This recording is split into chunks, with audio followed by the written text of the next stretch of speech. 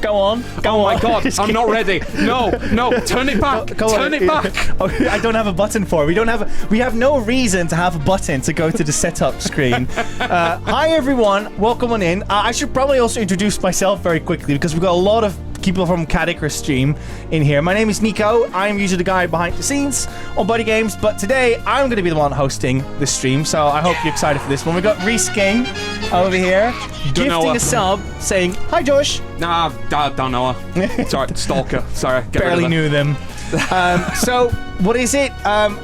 We got Josh with us, veteran of the show, friend of the show as well. Welcome on in, Josh, all the way from Yorkshire. Yeah, it's very surreal to be here. Like, very surreal. I honestly never really thought this would happen. You're going from the watcher to being the watched at the moment. When you think about it. It is weird. Yeah, from viewer to being viewed. Yeah, I've been with the BuddyGames stream since 2021 because, like I was telling you earlier today, I first joined when you were doing Mass Effect Legendary Edition. Yeah. And that was like Rosie's first experience of it. And then I was a very, very shy guy, was kind of just... It was sort of my first real trek into Twitch and the internet and stuff like that because... You know, there was a thing called a pandemic that happened. Yeah.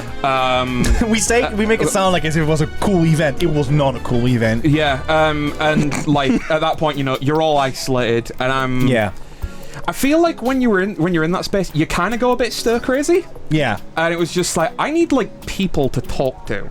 I need to properly talk to people and.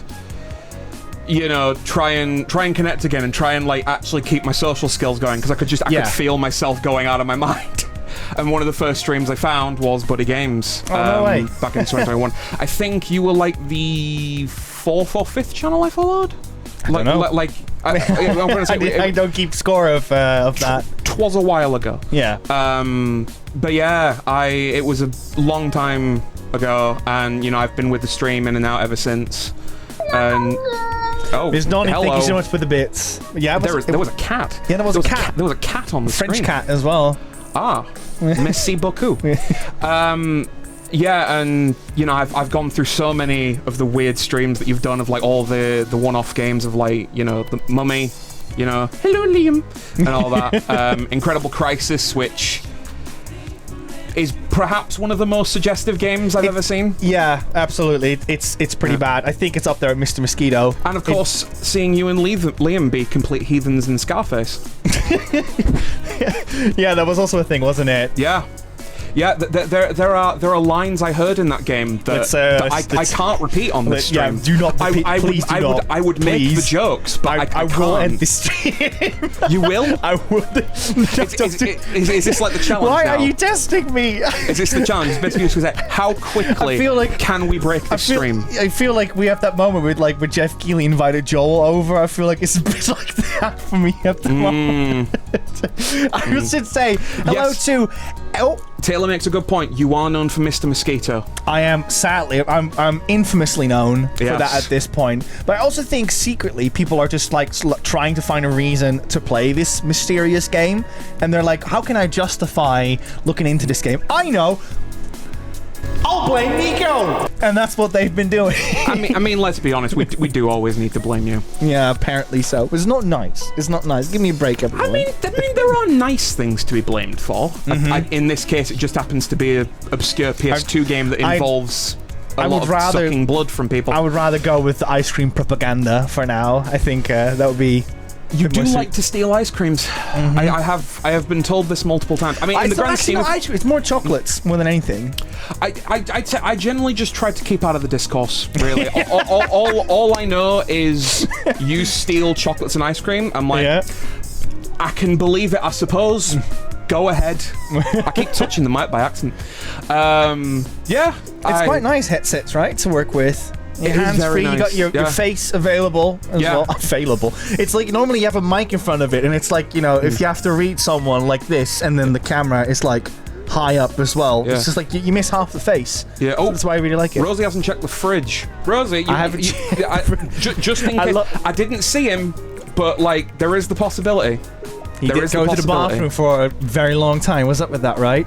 Let's say hello to everyone in the chat. We have got 𝐒𝐏𝐄𝐒𝐓, Reesking is here, Futurosa, 𝐒𝐔𝐄𝐒𝐓, Crash Bandicoot 1, and Celadus. We got Insomniac Lena. We have got, see, there you go. Oh my god. We are good. If you open it. It's sealed. It's sealed. There you go. Sealed. I didn't do anything. Rare ice cream. I didn't do anything. Sealed. I bought a new one. No, I didn't buy a new one. It's the same one. We have got 𝐒𝐿𝐴𝐷. Hello, 𝐿𝐴𝐷. Welcome on in. We also have we got Chocobo Breeder as well. Welcome in, Chucky. And thank you so much for moderating the stream as well.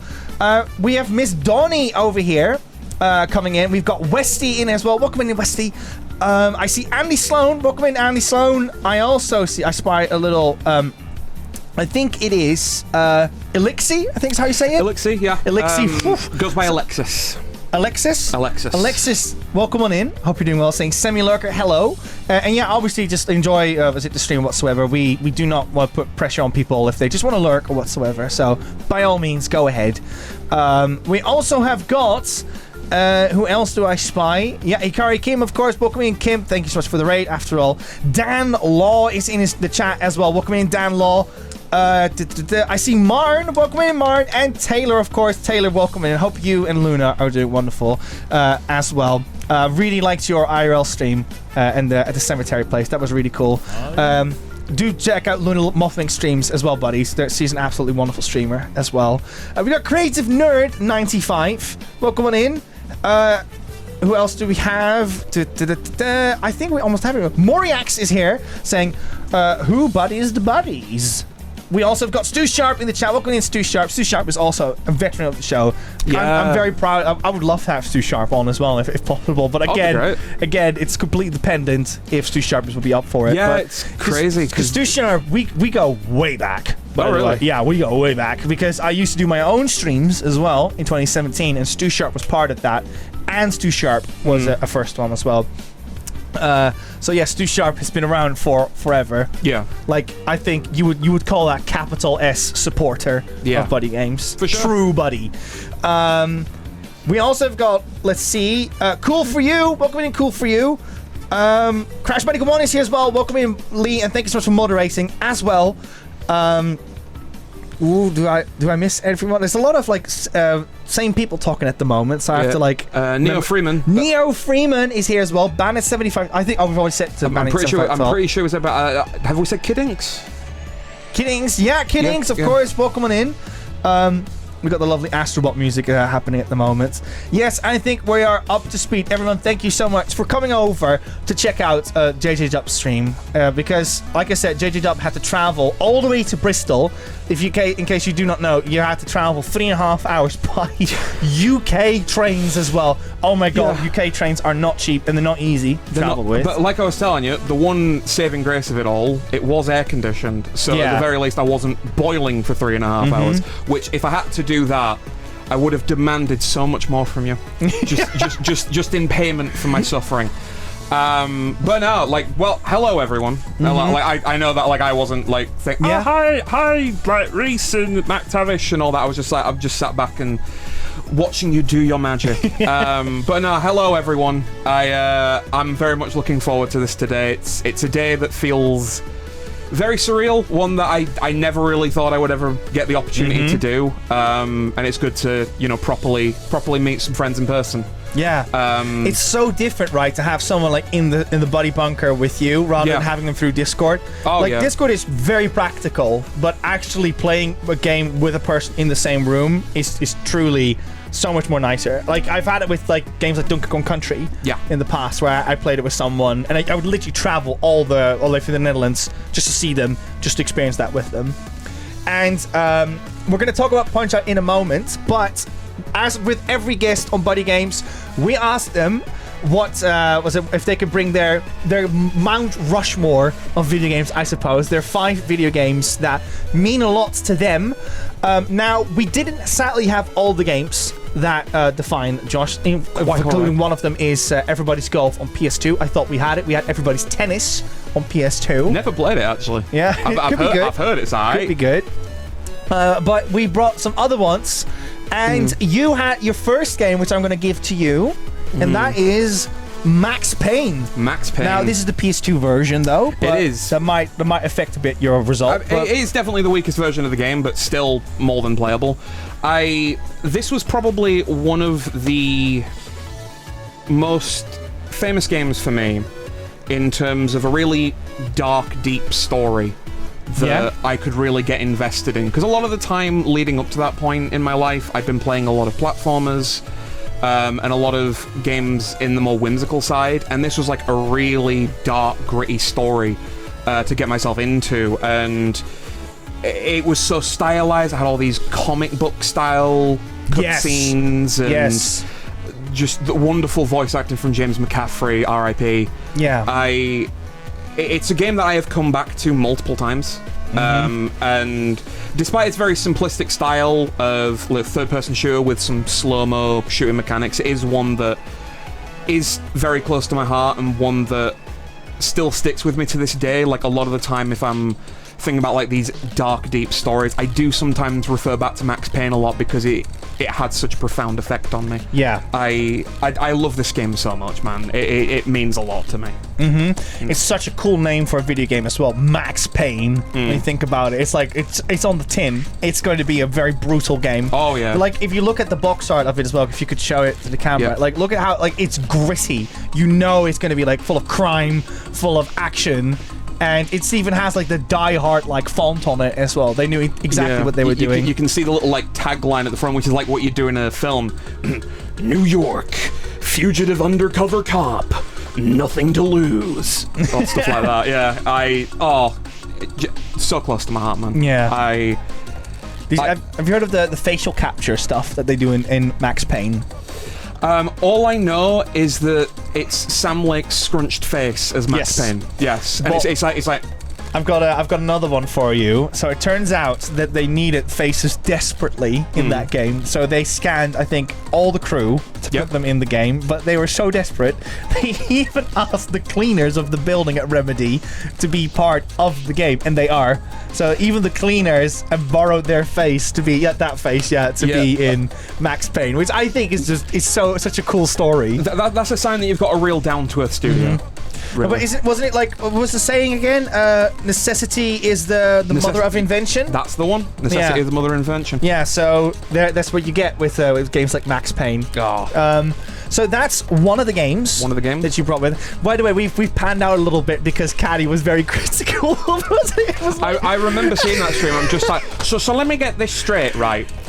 So I brought in all these games, and I suggested all these games that I can show off on the stream and then talk about them, but they're not even on camera. What was the point? I had to drive all the way here for that. But yes, we've now got them visible.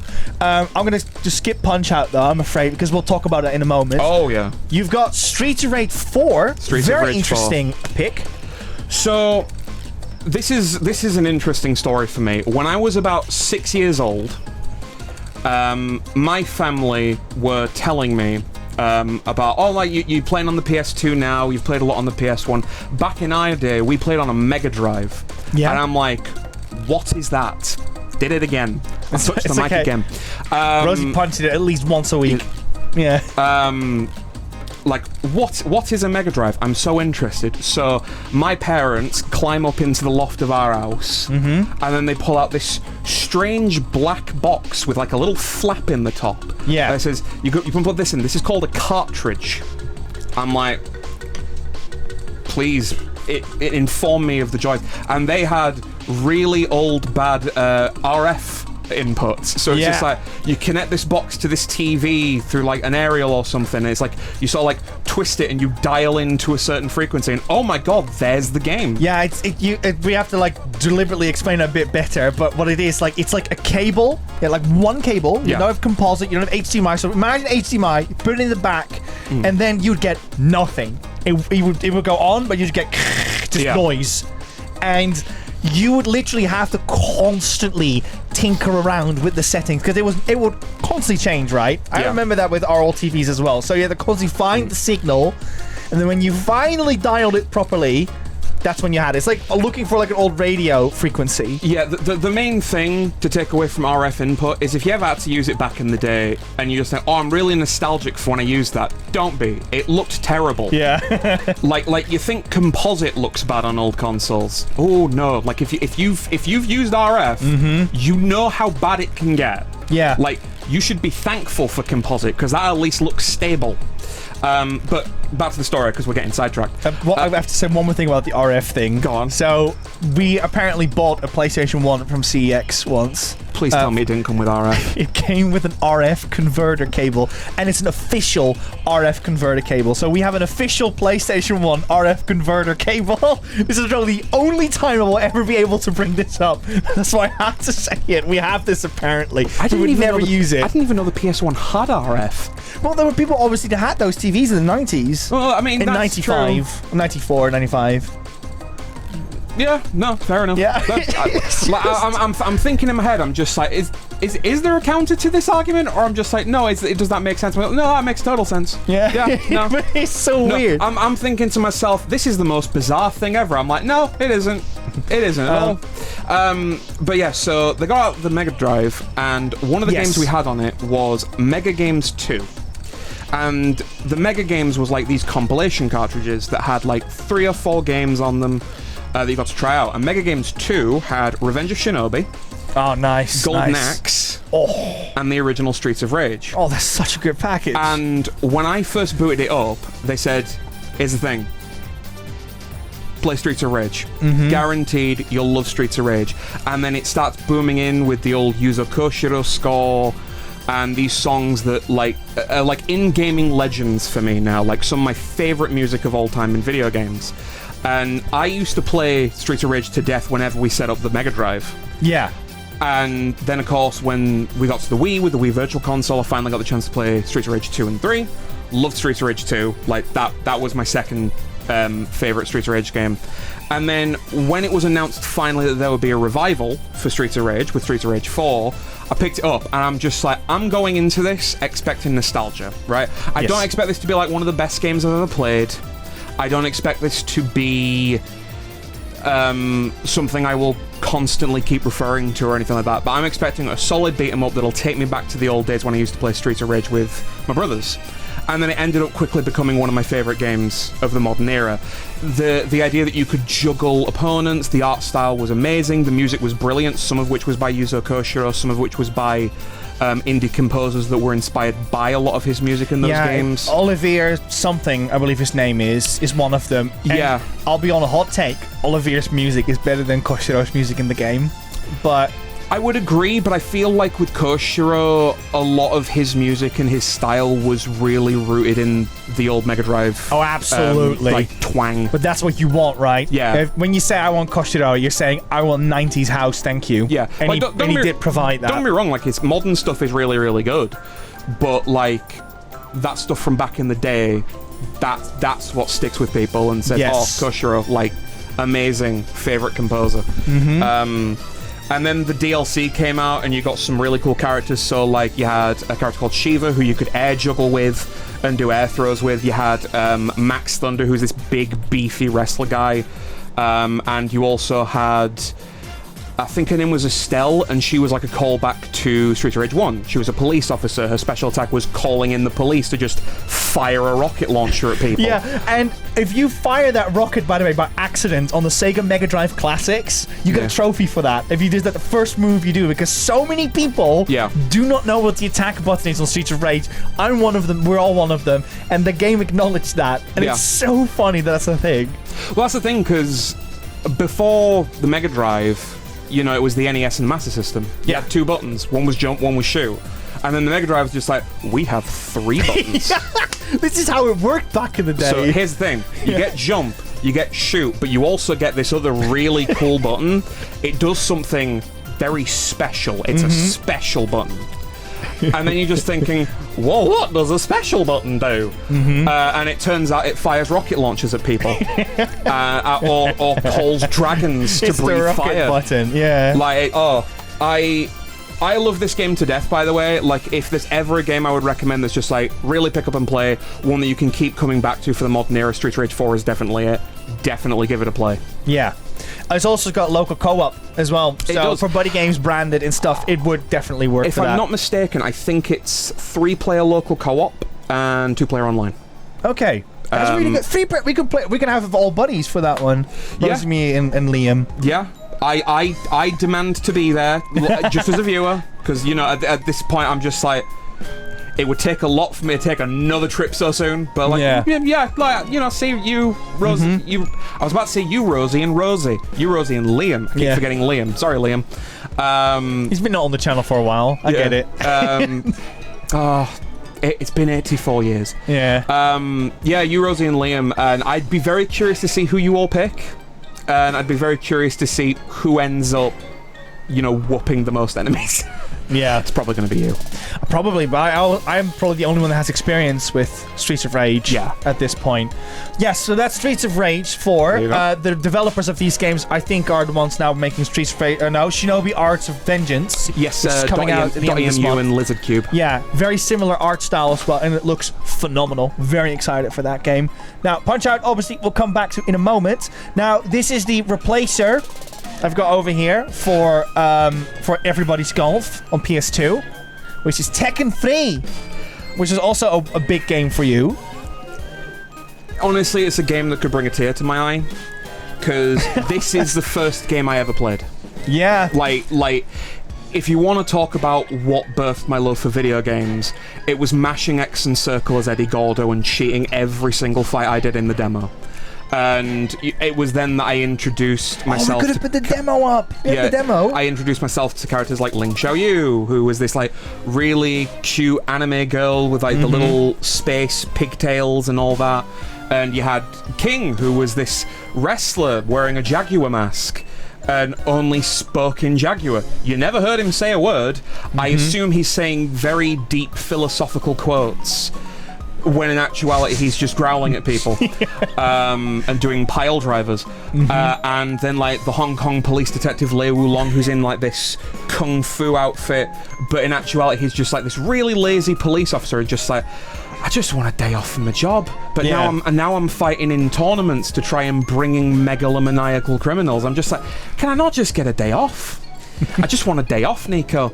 And then you had like giant cyborg robots that can like fire their arms like machine guns, or a tiny dinosaur that farts on people. And is very OP. Don't forget that part. Very OP, because no character can actually reach him with most of the moves because he's so short. So if you want to cheat, play as Gon. He's the odd job of fighters. Or a very old Dr. Boskonovich. Yes. Who's this mad scientist who also can't get up. But you said this was your game that gave it showed you your love for video games. Yes, it's the first game when I started playing on the PS1 when I was really, really young and wee, like 3, 4. They just says, well, we don't have many like full-blown games, but it's like, you want to like give a try to some games and we can show you some stuff. So here's a demo disc of like a bunch of games, and like you can play like a brief half-hour to 1 hour like tidbit of this game and like see a bit what it's about. And Tekken 3 was the first thing I played, and I played Tekken 3 religiously. Yeah. Oh, we're getting a raid from Marek Netic. Oh my days. Sorry, I'm so sorry, Josh. Welcome in, everyone. Maria, thank you so much for trusting your audience to BuddyGames. My name is Nico, and we have a special episode because we have jeyjeydub all the way from Yorkshire joining us on BuddyGames at the moment. Yeah, I just walked in. The door was open. We have a very important question for you, Josh, because Maria's audience love RPGs. What's your favorite Final Fantasy?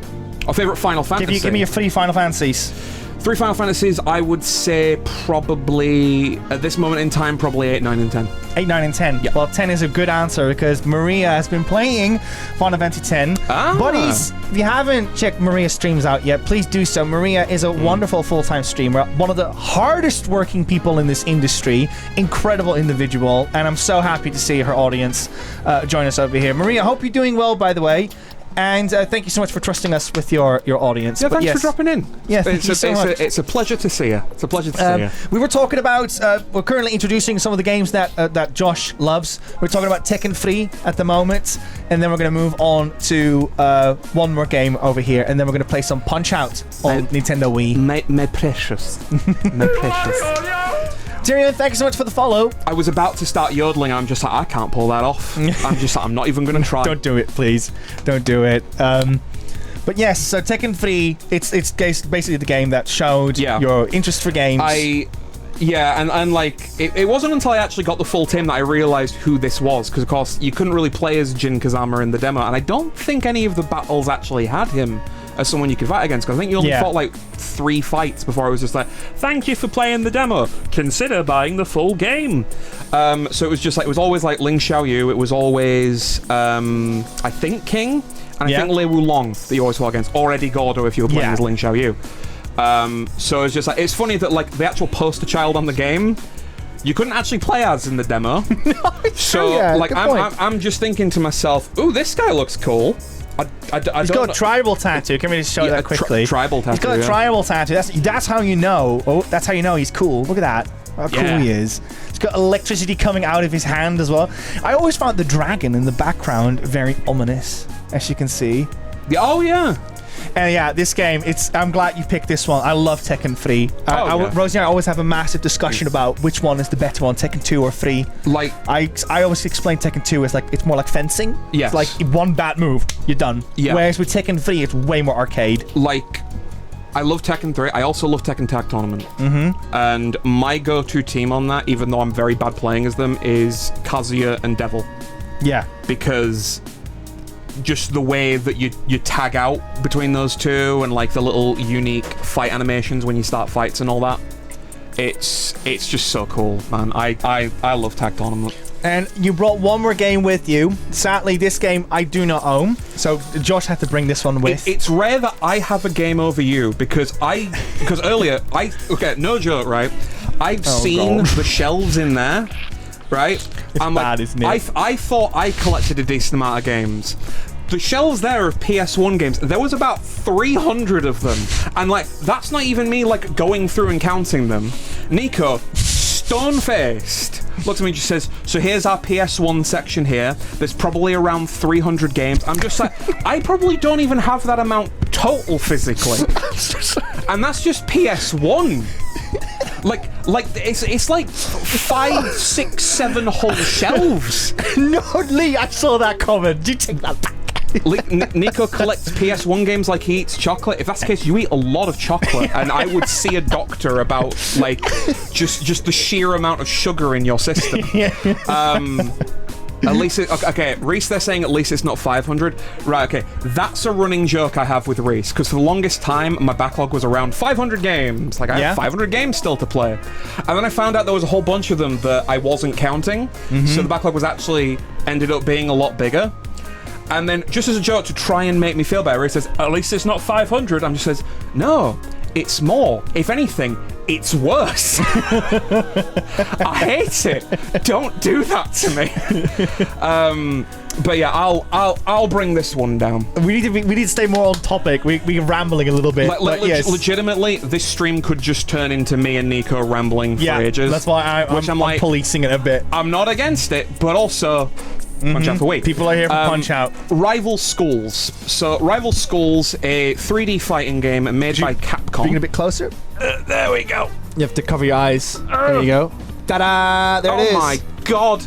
The magic. The majesty. So a 3D fighting game made by Capcom. And this was another game that I used to play religiously on demos as a kid. And growing up, I dreamed of owning the game. But whenever you saw it on eBay and all that, it was like 30, 35, 40 quid. Which I'm just like, comparatively now in the retro game market, oh, that's a steal. That's fine. But for like a 10-year-old kid that barely has any money, because me and my family, we never really grew up particularly wealthy, because, you know, I'm a child of 4. They still had a mortgage to pay off. Like, we're scraping by for a lot of years, like a lot of my younger years. But I always dreamed of owning this. Yes. And this is one of the only games I have legitimately cried just getting it. Oh, no way. So, and this is another wild story. I used to talk about this all the time and dreamed of owning Rival Schools. Dreamed of it. And my youngest brother, who I've played Worms with, like, you know him as my Worms brother, his name's Joel. It's true. We've got to probably elaborate on that one a little bit. It's because they're playing Worms. Yeah, okay, it has to be said. Yeah, I did a one-off stream with him where we were playing Worms, and then I even introduced his name to you. Yeah. And it's just like, completely forgot, he's the Worms brother. He's the Worms brother. Here's the thing. Okay, here's why I keep forgetting it. Because, one, because I'm a terrible person. And two, because you go by many names. You went under a different name initially. It had Josh and Jake in it. And now you're called Jay. And here's the other part. Your brother's called Joel. So there's a lot of J's in there. Yeah, and the funny thing is, my initials, exact same as his initials. Yeah. Because we have first name, middle name, last name, all start with the exact same letters. By any chance J. Jonah Jameson? No, but if he was, I'm sure he'd say Spider-Man is a menace. Yeah. No, my dad is not a J. Jonah Jameson. He's not. His name does not begin with J. Funnily enough, although. So you're the OG. You're the OJ. OJ. But you're the youngest of three, I believe. Probably bad wording on that. I'd probably not a good idea to call myself the OJ. Oh. Yeah. This is going very downhill already. If you know, you know. Yeah, let's rival schools, everyone. But no, my dad and my mum's names, they rhyme. Which is funny, their first names rhyme. Oh, no way. So, yeah, the funny thing is, whenever I introduce them, everyone always thinks, nah, you're joking with that. That's not their names. I'm saying, no, hand on heart, it is. But yes, back to the story about me crying like a baby. My brother Joel always remembered that I wanted this. Yes. And every now and then, it was just like, if there was any game that you never got that you would love to own, what would it be? And I always kept saying Rival Schools. Oh. Always kept saying Rival Schools. I know where this is going. Because it's a game that, for some reason, I don't know why Rival Schools specifically. I just played the demo, and I loved the style, I loved the characters, I loved the music. I liked, at the time I didn't really know what anime was, but like the very vibrant art style, and which was an anime style. And then my 18th birthday was coming up. I was trying to sleep through the night, barely slept, and then I ended up waking at like 5:30 in the morning. And, I had to get up for school that day because it was... No, it was summer holidays, so I didn't have anything to do. And there was just this one package that was just like right in the middle, just a little square thing like this, just wrapped up. It's one of those shapes, right? When you see it, you knew it was going to be a good one. I knew for a fact it was a PS1 game. Yes. I didn't know what it was, but, I've talked about games with him a lot. And then I opened it up, and then, because I opened it up from the bottom, here. So then literally, what I saw, didn't even have to open the rest of it, it just said, Rival Schools United by Fate. And legitimately, I had to step away from the table, and just quietly sob to myself, because it meant so much. I actually feel myself crying now talking about it. Because growing up, him and me... Because you know what it's like when you're the younger brother and you're trying to like be all tough with your brother and all that, and he was a very tough guy. And growing up, there was like a lot of our time, because we used to sleep in the same room, where we're probably quite a bit contentious, which you probably are when your younger brothers and all that. And like it was like one of those things that showed like he always listened. He always wanted to do something special for my 18th, because like you only get an 18th birthday once. It's such a big one where like officially in the eyes of the law you are an adult. I think that's more like 21 personally, because at that point I was finishing school, and I was only about to enter the working world, but officially you're an adult apparently at 18. I don't believe it, but that's the way the law works. And then I opened that, and I played it to death that day. Like, if there was ever any plans for my birthday, I'm just like, inform me when other people are here to say happy birthday. I'm in my room, I'm setting up a PS1, and I'm going to play this all day. If Jesus Christ can have his Boxing Day, you can have your birthday Boxing Day. I can have my rival Come back day. tomorrow. Yeah. I can have my rival day, and I have held on to this for years, and I think, legitimately, if for whatever reason my room burned down, and I could save one game, I would save this, because even though it's not my favorite game of all time, it is the game that means the most to me. It defined you. Yeah. It defines so much of me. And your brother. And the love I have for my brother. Because despite the fact where, like, when I was younger, we used to have a pretty contentious time together, that was the one that showed, like, you know, he really does care about me. And he really does look out for the family and all that. And, like, you know, when you're younger and you used to have a pretty contentious time when you slept in the same room, you don't really appreciate that. Yes. You know, like, that kind of thing, and, like, looking out for people, and, like, you know, just trying to do your best for the people important in your life. I always do try and do that myself, and Joel is probably one of the biggest reasons for that. Like, he, more in my adult life than when I was growing up, definitely shaped the type of guy I wanted to be. For sure. And, you know, don't always succeed every day. You know, you always have struggling points, or points where you maybe fall short of the mark in terms of being the proper good guy that you try to be, but you always try your best, and he always tried his best with the family and trying to be there for, you know, his own family as well. Now he's a father of 3, and, like, has done such a good job raising those kids. Like, I know they're going to go on to do so many wonderful things.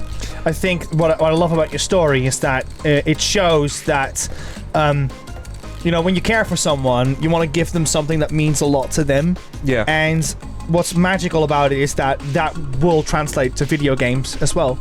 Because sometimes it's indeed like going to a place like, you know, Disneyland, or sometimes it could be what is it, like a car for some people, like, you know, something crazy like that. Yeah. Or it can be an old PS1 game that came out, I think, like 12 years or something by the time you got it. Yeah. 12 years ago. Hey, Liam's here!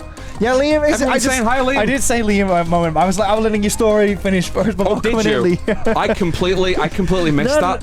No, it's okay. It's a very good story, and I love to see that, because that is clearly a game that defined you, because it defined you and your relationship with your brother, and what is it, and obviously the dynamic with that, how he listens to you and all that jazz. So it's fantastic. And before we move on, there is one more game I want to talk about that's right behind me. So now that's one of the heartfelt stories. Can we keep it short? That'll be great. This is a story about me being a massive troll. I really don't want to talk about this one. I really don't. Why do you not want to talk about it, Nico? For what reason? We always talk about it. That's the problem. Well, see, this is the thing, right? You know, you did that Chaos stream that one time, and then, you know... Have they seen what we're even talking about? Yeah, I don't think they're able to read it. This is Maximo versus the Army of Zim, which is the sequel to the critically acclaimed PS2 title, Maximo, which you'll remember from that one first Chaos stream that Nico did, where it was literally every single wheel spin. Every single thing. Like, I'm not surprised after that one stream you got sick of Maximo and never wanted to play it again. We did a one-off on it as well before we did it on the Chaos stream, remember? And I was all there for that. I remember being there for that stream. That was probably one of the most exciting streams that I had, because I'm very nostalgic for Maximo. More for this, because I've played this game to death so much. You legitimately said, like, just like, okay, we need one more game, just something nice to display. And I'm like, okay, I've got my heartfelt story. Now it's time to torture you. I'm like, I love you to bits. I need this for my heart. I need to really make you suffer just a little bit on the inside. That's okay, keep talking. And yeah, like, Maximo...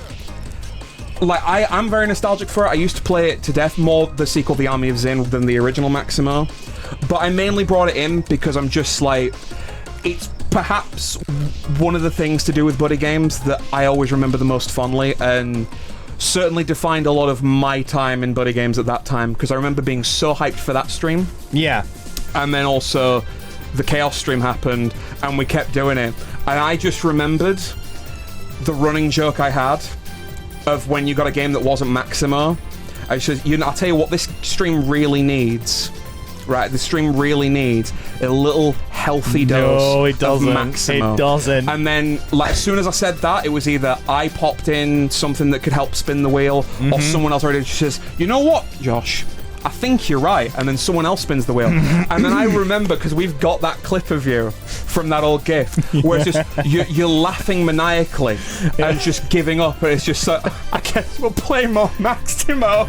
It's, what is it? It's funny you say that, because Maximo had such an influence on the channel when we were setting up Kevin's Chaos stream. Yeah. When he was over. Shout out to Kevin Scully. He even suggested that we should put Maximo in the wheel. Yeah. It's like, but Kevin, we're doing a Mega Drive game. It's like, that's the point. Like, we need to have it in there. And we in the end didn't do it because we had too many controllers and stuff already going on. And now, I don't think this will be done, but I have an idea. Yeah. Right? If, for whatever reason, throughout all of your actions in the year in BuddyGames, yes, the community at large decides, Nico, you have been naughty this year. I don't think that would be appropriate. No, it's appropriate for me, which means it's appropriate. If you get naughty, I demand a Chaos stream, and I will legitimately, and I mean this, I will buy like 3 more copies of Maximo. And it's just a Chaos stream of all Maximo. There's like 4 Maximos and 1 Maximo versus the Army of Zin, just to make you suffer that little bit more. So it was because you have the swap between Maximos. Yeah, and this is the thing. Because you don't know which Maximo this is a really which, cool idea, yeah? Legitimately, it'll just say Maximo, PS2 1, PS2 2, PS2 3, or it's just like you can load up the version that's like from the PS3 store or something like that. You count it like this with the 3. That was a really cool 3. Yeah, like that, because I think that you know, it's a bit pedestrian. I'm just like pedestrian. I'm a refined man, Nico. I am very refined. Like. This is chaotic already. Like, guaranteed. I feel like over time, with the amount I'm ranting, Nico's regretting his life decisions more and more. Please just get out of here with your pedestrian 3s. Yeah. Right, I'm gonna have to. Start moving on? Yes. Let's talk about. We've been talking for 45 minutes. You've been talking for. No, just kidding. We both have. Anyways, I should do these things. Anyways, we got Punch-Out on Nintendo Wii over here. Josh really wanted to play this game, but by funny coincidence, this is one of my favorite games on Nintendo Wii, from Nintendo as well, so I'm very excited to bring this one in. No, we are not going to be playing it with the Wii balance board, even though we could. We choose not to because the BuddyGames wouldn't up. I've tried it with the balance board before because we used to have Wii Fit. It's pain. So we're going to talk more about it once we play it, but all you need to know for now is Punch-Out on Wii is a reimagining of the original Punch-Out on the NES back in like the olden days.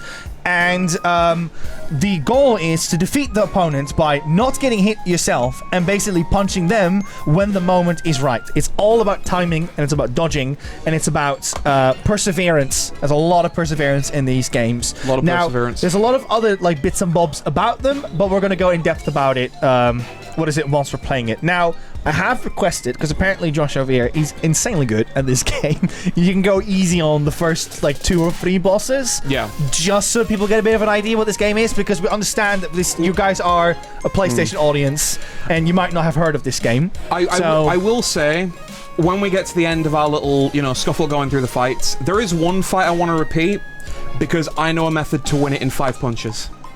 And I want to show off just how obsessed I was with this game. Yes. Because I got it for the first time back in like 2011. I played it on and off religiously for like 4 years. like when I say this is my favorite Nintendo game of all time, I mean it. For anyone where it's not on your list, there's one thing I have to say for that. You've never played it. It's great. It's really good. Like, it can be on your favorite Wii games of all time. For me, it's my favorite Nintendo game of all time.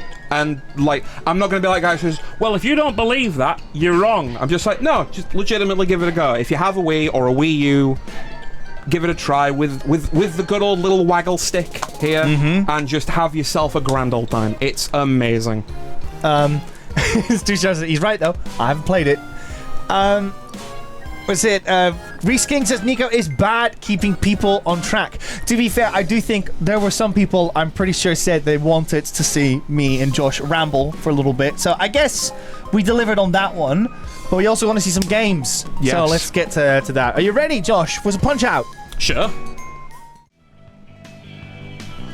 Punch Out. This is the third installment of I'm Punch glad Out. I've already had influence on you. That means the world. Let me know how the volume is about this game, buddies, because it might be a bit loud. Now, I will say as well, yeah, this is a fun little thing. So, with the Wii mode, you obviously can use it as a cursor, and you can bother little Mac with it by, like, pointing it at him. It's a bit loud as Insomniac Lane. Let me just turn it down a little bit. There we go. And this game obviously takes inspiration from loads of things. Like, you can already tell there's lots of brasses in it. Very rocky in its approach already. And, yeah, this is all about a guy over here called Little Mac. And he is indeed quite a little guy. This had to do with the idea with the fact that the NES back in the day wasn't able to show everything on screen. So they had to shrink the character down to quite a ridiculous size.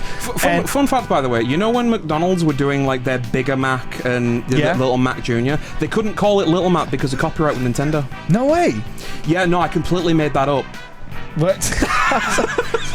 What are you on about? Why would you lie to me? Get out! I just wanted to see your face. I'm so sorry. Mauricio, thank you so much for the tier 1 sub. That makes me feel a little bit better.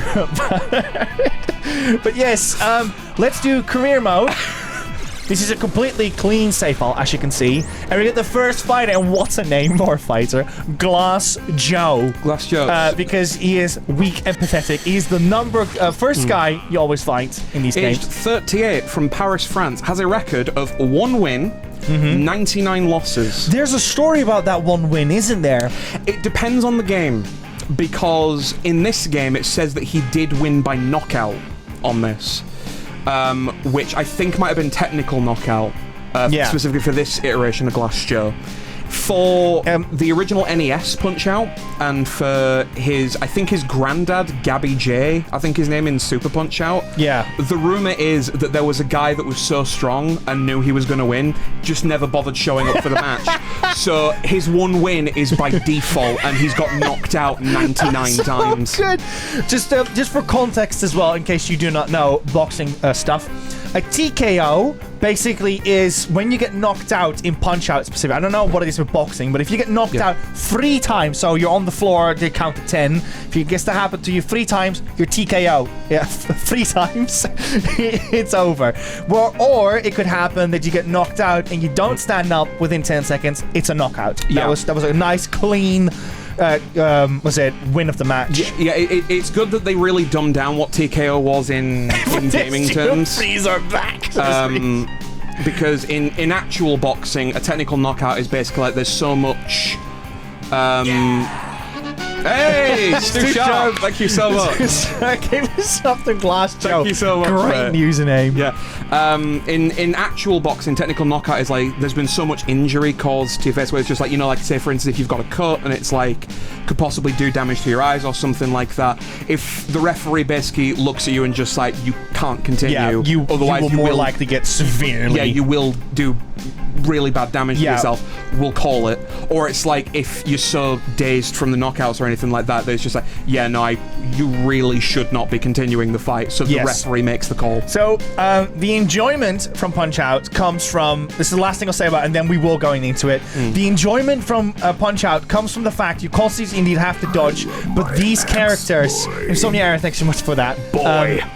The enjoyment from this game comes from like a similar approach to like a Souls game, where it's all about a very, very, very difficult boss and trying to conquer this boss. It is so ridiculously fun to play this game with a bunch of friends, especially if they haven't played this game a lot, and just trying and trying and trying. I remember people got as excited as a real boxing match, and they will root for you. If you're the one playing as Glass Joe, playing as Little Mac, people will root for you. People want you to win. Yes. It is so cool, and there's so many other elements to it, but we'll get into that in a moment. All right. Let's do this.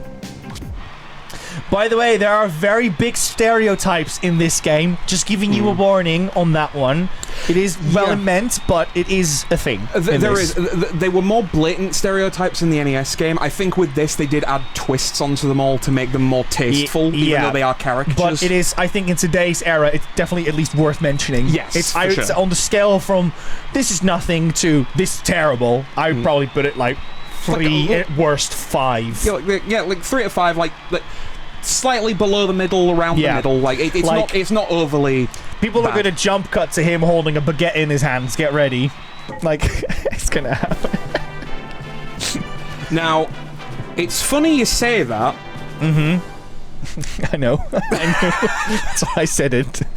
Right. Slight reference to France. Hold it sideways. This is another thing. They talk in the language that they're from.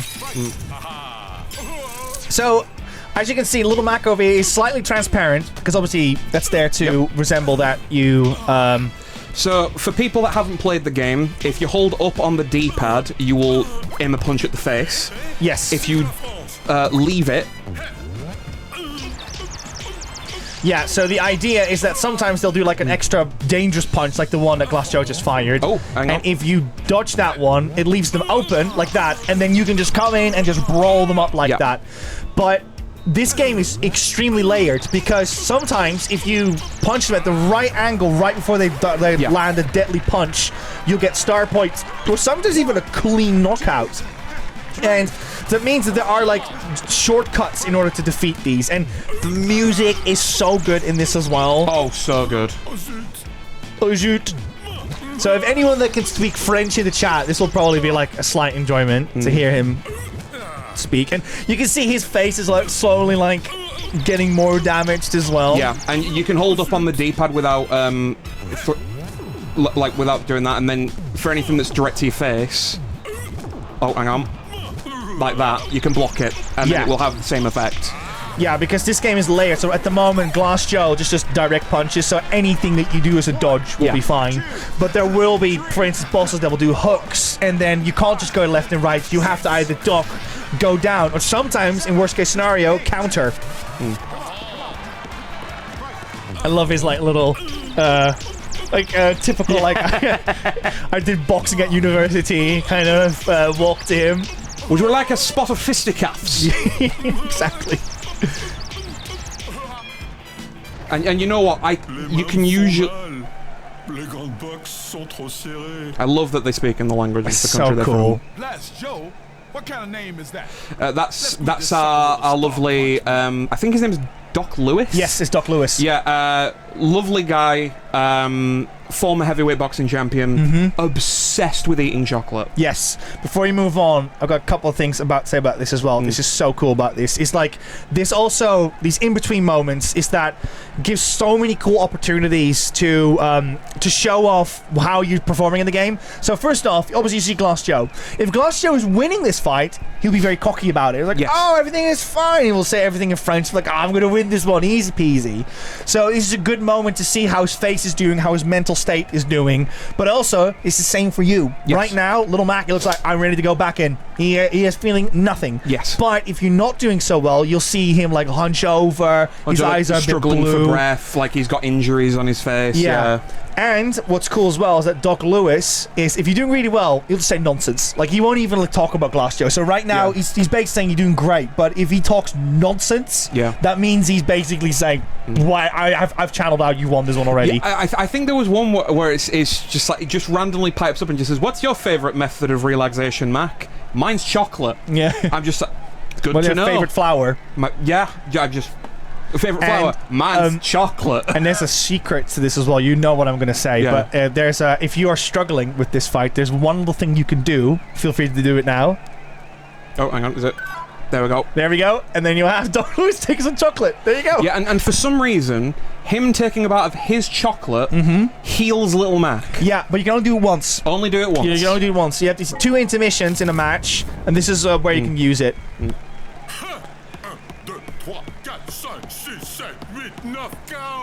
And he's named Glass Joe because of his glass jaw. That's it, yeah. Alright, so the next thing to show off is this thing here called a star punch. Yes. So if you hit your opponent at a certain period of time, you can have the chance to gain 1 star on the board. Now, if you press the A button, or I think the B button as well, you can essentially throw a really powerful punch. And if you stack up the stars, you can throw a super powerful punch that can really just absolutely take your opponent out. Right now, Glass Joe, whenever he sees one, he just ducks because he's terrified of it. But obviously, when these matches get harder, you can't just fire them. You will have to find the right moment to do so. So it's just so layered. There's so much to this. Yeah, and what I just showed off there was an example of what you can do in some of these fights. There may be little tells that they have, where, like, for instance, he was like standing back and saying "Vive la France" and then about to step back in. You can attack people at certain times with these special types of animations to do just a direct knockout right off the bat. It's such a cool game.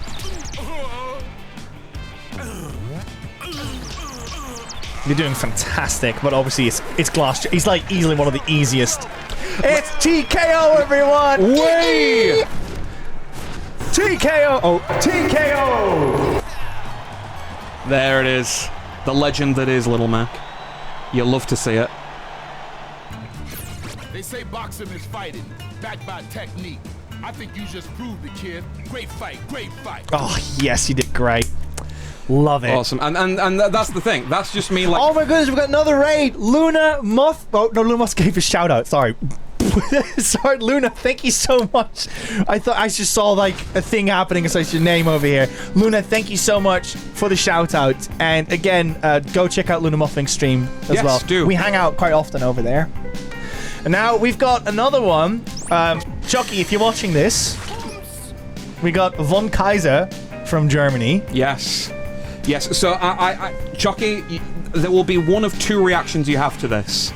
It's either laughably bad or laughably good. There will be no in between here. And a record of 23 and 13, so he has one more than he's lost. That's one thing I will say. So yeah, they make some of these though. I'm not going to speak for all of them, but some of these, they find these stereotypes, but they're slightly tasteful. Yes. With this one, I think it's tasteful because it's like, I see what you're doing here. Yeah. With the clocks and that kind of stuff. He Spoilers. has a great mustache. He does. He does. Oh, brilliant. Oh, Taylor says we were talking about the aircon. Yeah, best of luck with next week, Taylor and Luna. You're definitely going to need that with the 31 pluses coming our way. Okay. And like, Lil Mac, 17 years old. Oh, and this is cool as well, is that, so over here it says, now on your score, 1-0. Yeah. Because you get 1 KO, and if you lose this match, it will record say, that. Yeah, there's more to it, but we'll talk about it later. And also, it will track how many of the matches you won by knockout, and also... if that differs from your win total, it will say that you won by decision. That's so cool. Like your character grows with you as well, and that's another thing. It's one of those classic games where you will get stuck on like Piston Hondo, for instance, in the beginning, and then you're going for the final ones, and then you go back to Piston Hondo. Easy. It's so cool to see you grow in this game as well. I love this game. Flight of the Valkyries. Yeah.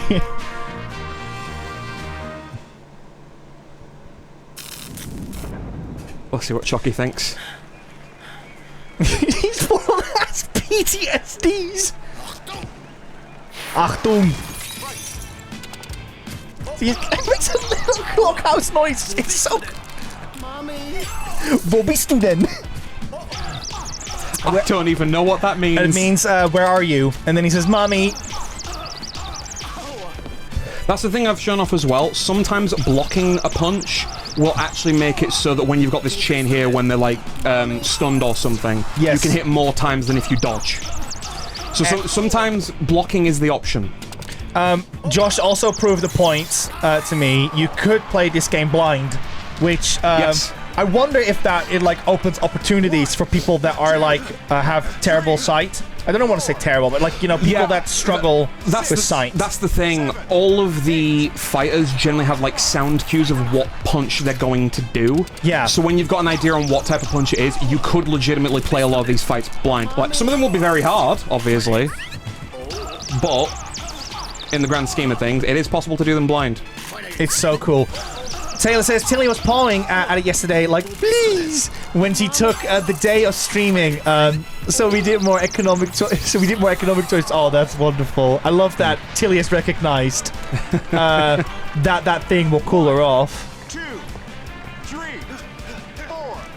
All right, so for this last one, I'm gonna be a bit cocky, just to show it off. Yeah. So that's another thing, yeah, because if you KO them in a very clean... He's not looking, by the way. I don't have a monitor on the floor or something. How is he doing that? Thank you, Sony Aaron. Visual impairment, that's the term. And there we go.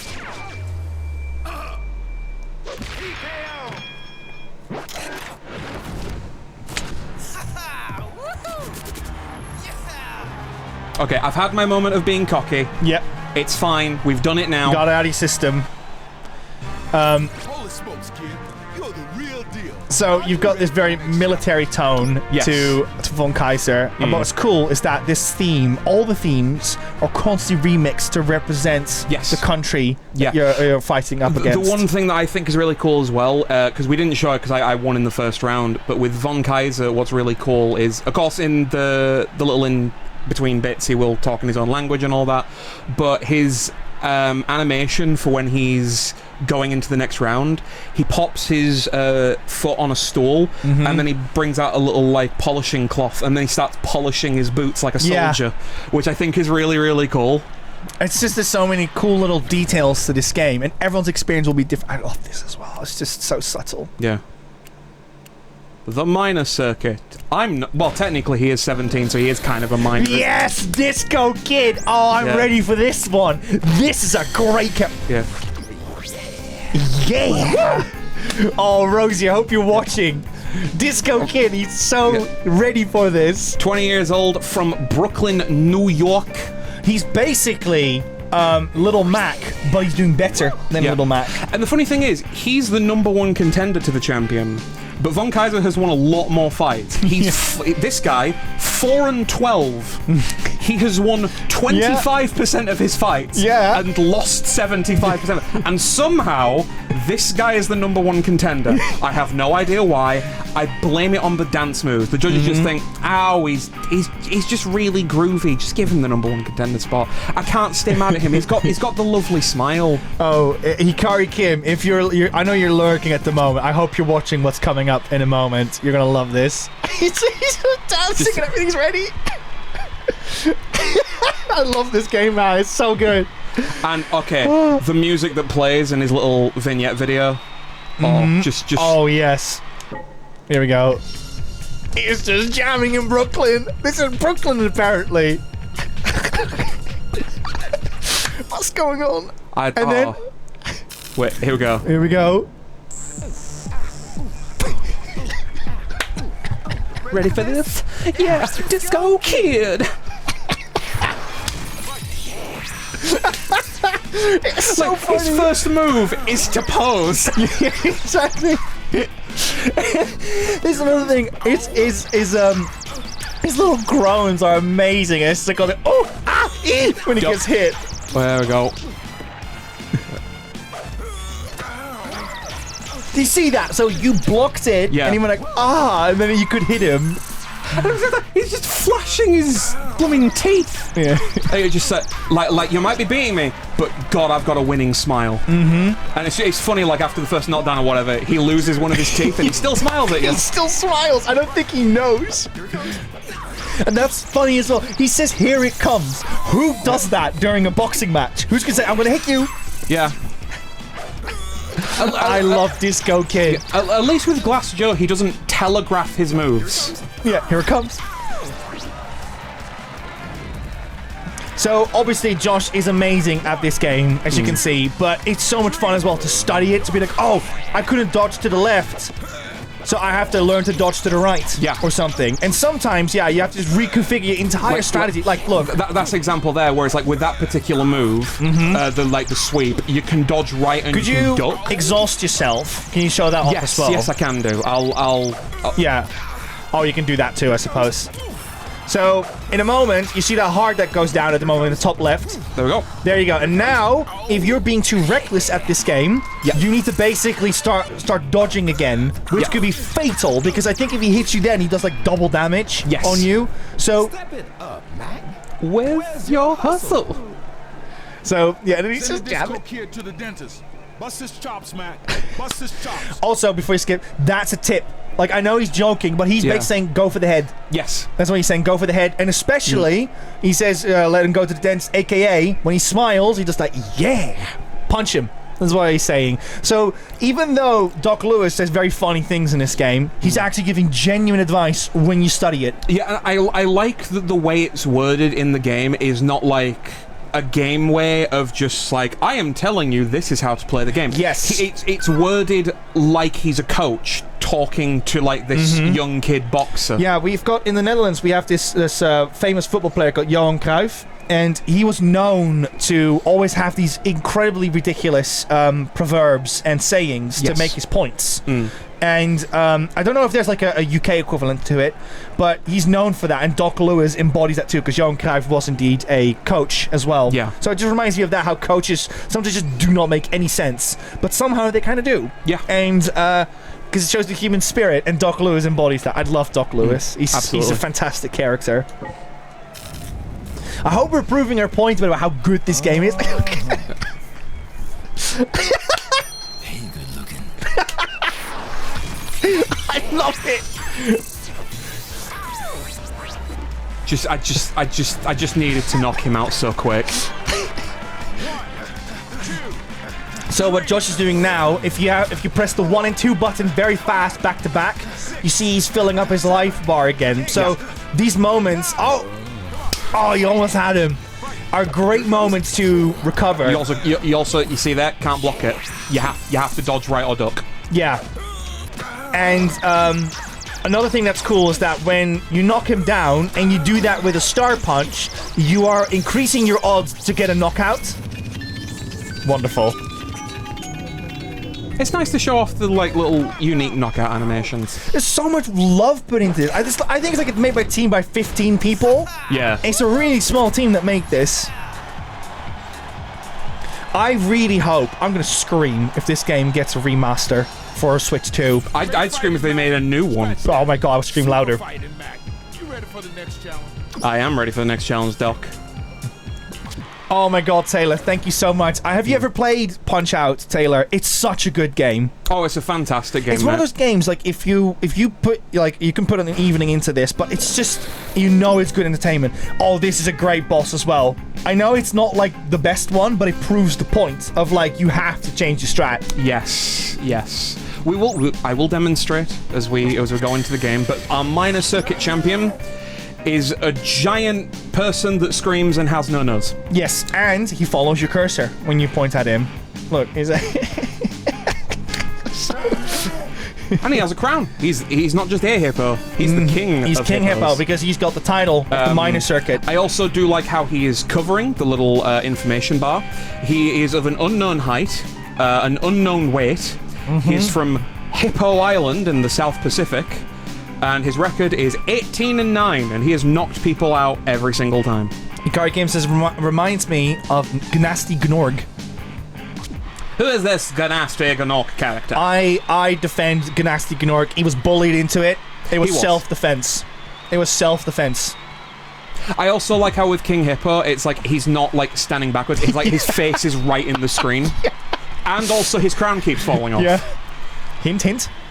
Right? His clothing is not really stable. I like how his video doesn't really tell you much about the culture he's from. It just literally shows him eating all the time. Yeah, he loves eating. Which I mean, same though. He's we got all a little King Hippo inside of us.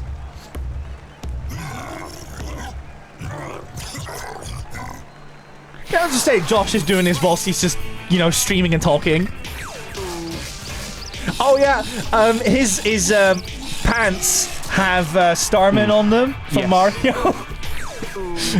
So that's an example, right? So when you punch him, his pants fall down. Could you? And he automatically blocks the face. Yeah. So if I try and punch again, it doesn't work. So you have to go to the body. Yes, which is great because it proves to you need to be more accurate with your moves. Yes. Because the minute you punch his face, and he just like, haha, okay, back to fighting. Exactly. It's so good. And look, because you've been punching his face already, he's got like a little plaster on it now. Yep. Very good. Like, if you go for one body punch, you can just go for face punches because he's dazed. But his face is actually more protected. You do more... Ooh, Midge going for the body. I forgot he does the bear hug. Yeah, you have to duck for that one, don't you? You'd imagine is an illegal move in boxing. Ow. Oh. Oh my god, 𝐒𝐏𝐄𝐿, what a shout! 𝐒𝐏𝐿 says, I remember this guy from the Kids TV show. Hold up. Captain N, the Game Master. That was a show, man. A show and a half. Remember Smoker's voice Mega Man in it? Yeah. There's a Mega Man in it. And he has a voice like this, basically. He just sounds like, I think she's called Rhea from Power Rangers. This king, the minor circle is yours. Okay, he doesn't give me any help. No help this time. He obviously just thinks I'm doing well. Mm-hmm. You're doing good.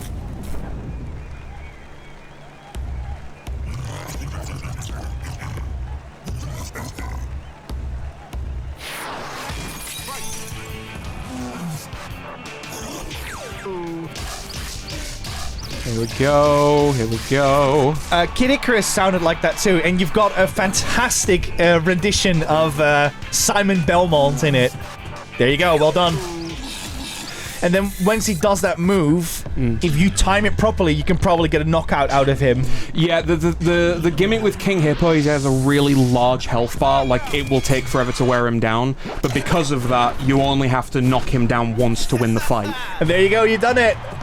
I am a champion. I cannot overstate, when you're playing this game, it feels like defeating a Souls boss. It feels so satisfying when you nail it. Yeah, you're making it look super easy. Well, that's because I played this game on and off religiously for about 4 years.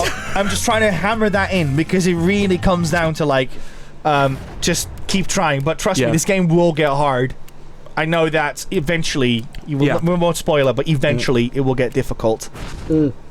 Have you beaten the game? Says, I think it's Rosie Vanderbutt at the moment. I have not. I have beaten the minor circuit. So this is to become the world champion. So there's 3 circuits. There's minor, there's major, and there's world. So we've done the first third of the base game.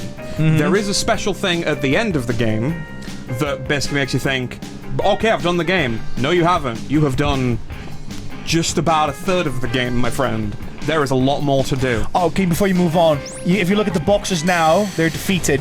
Yep. So they're like and also, sobbing. You know that results shows how many times you were knocked down, how many punches you landed, how many punches they landed, how many you missed, how many they missed, and it also tracks how you won at what time in the fight and in what round. It's so good. So you can also see if you can do better. Yeah. Which is very nice. Also, let's go over to Disco Kid, looking miserable. There's Von Kaiser, looking like he is suffering from very severe PTSD. I do feel sorry for him. And Glass Joe, looking like he drank a bit too much the night before. Yeah. Which, you know, fair enough. So, when we move on to the next circuit, you get a little bit of a cool little movie clip, so I will show it off. Yeah, this is exactly, like, remember in the old days when a cutscene was a treat. Great work, Mac. Now let's take down the next circuit. Quick feet, Mac. Quick feet. The music. Work 'em, Mac. Work 'em. Left, right. Left, right. That's it, baby. And then look, Taylor, look, because you play Punch-Out NES. He wears the pink suit! They didn't forget! Love it! We do love the pink hoodie. Oh my god, it's great. I love it. Alright, fight number 1 of the major circuit. First off, I love the major circuit arena because of the blue canvas, the blue lighting. Best music. Blue is my favorite color. And I just love the design of the major circuit. Part of me wishes this was the design of the world circuit to get the full title, but, you know, the world circuit looks fine. As well, before we move on, so initially, it felt like it was like an old, like, Brooklyn gym, right? Yes. And now, you got stage lights and names and stuff. Audiences. It's building up. It's being serious now. Piston Hondo from Tokyo, Japan. Fun fact, in the NES game, it used to be called Piston Honda.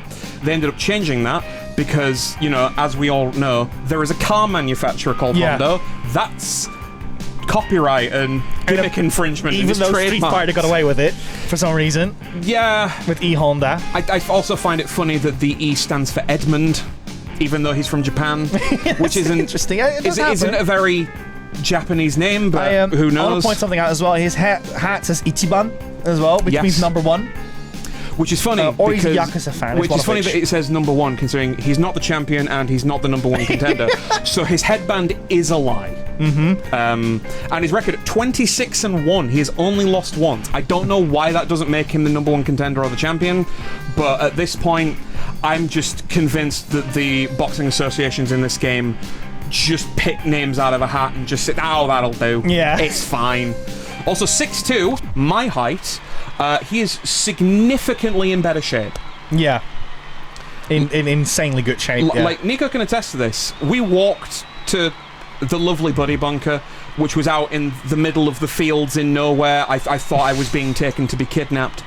And literally, by the time we got there, I looked at my phone, because I have a pedometer app on my phone, and it says, oh, in total today, this wasn't just the walk, but because I did a lot of walking earlier this morning, it says total today, I've walked about nearly 22,000 steps. I'm like, I'd do that in the space of like 3 days. That is not 1 day worth of walking. No. Yeah, you got the Sakura music. So yeah, like I said, it's yeah, it's a bit much sometimes. Buddy Bunker is murder central, not a house in sight. Unsurvived. Taylor can vouch. Taylor's been here a couple of times. So that's a little bit of a tell that he has. He flexes his eyebrow for his jabs. Yeah. So when he does that, you know to block or dodge. Yeah, but he also does it with the, what is it, with the punch he's going to throw. So his, right eyebrow goes up. Shimata! Yeah. Shimata means, I almost had it in Japanese. You hear it a lot in animes. So this is his special move, which is the punch rush. Horia! Three punches going into an uppercut. And the cool thing is you can interrupt that before he does it, which sometimes, if timed correctly, can do like a complete knockout or knock him out just entirely, which I find very cool. Another thing that's cool about this game is, obviously all these boxers are from the NES days, except for the referee over here, because the referee originally was Mario. It was, yes. Yeah, they swapped him out for this game. I like this referee more. I think he's a very good hype man, this referee. Now I want to see, can I interrupt his special little punch for it? I'm actually curious if I can do it, because it's been a while. I can! Yeah, that's right! Oh, that felt good. Like I said, that felt good. It's been probably around nearly 10 years since I played this last. For about 9. It's all coming back. So sometimes... Can I do it again? Oh, no! No. We're a bit out of practice. Now you get to see this.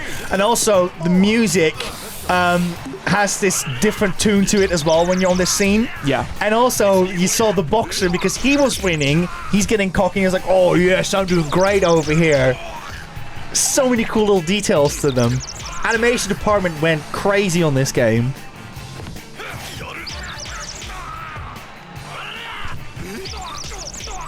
Am I going to do this right to the... Nah, I thought I was going to get like right to the wire and win. I don't know Japanese, so I'm just going to say you are an honorable opponent and I really like fighting you. I'm going to assume that's what he's saying. Because I have a very fragile ego. Dance like a fly and bite like a mosquito. Yeah, I think he's trying to mimic the big mosquito. Yeah, he's definitely referencing another boxer, but he probably half remembered it. And like, you know, mosquitoes, we all know that they suck blood, so I think he's just telling me, make him bleed. Yeah. Which, when you think about it, a bit harsh, Doc. Bit harsh. Bit out of line. Also the folding curtains. For no reason. Yeah, for no reason. Why were they there? Why were they there? I like how he's seeing stars and it's sushi. Yeah, he was saying that more sushi, more sushi. Yeah. 3, 4, 5, 6. Hey, come on. Come on. 8. Stay down. Oh, come on. Just can't let me have a win, can you?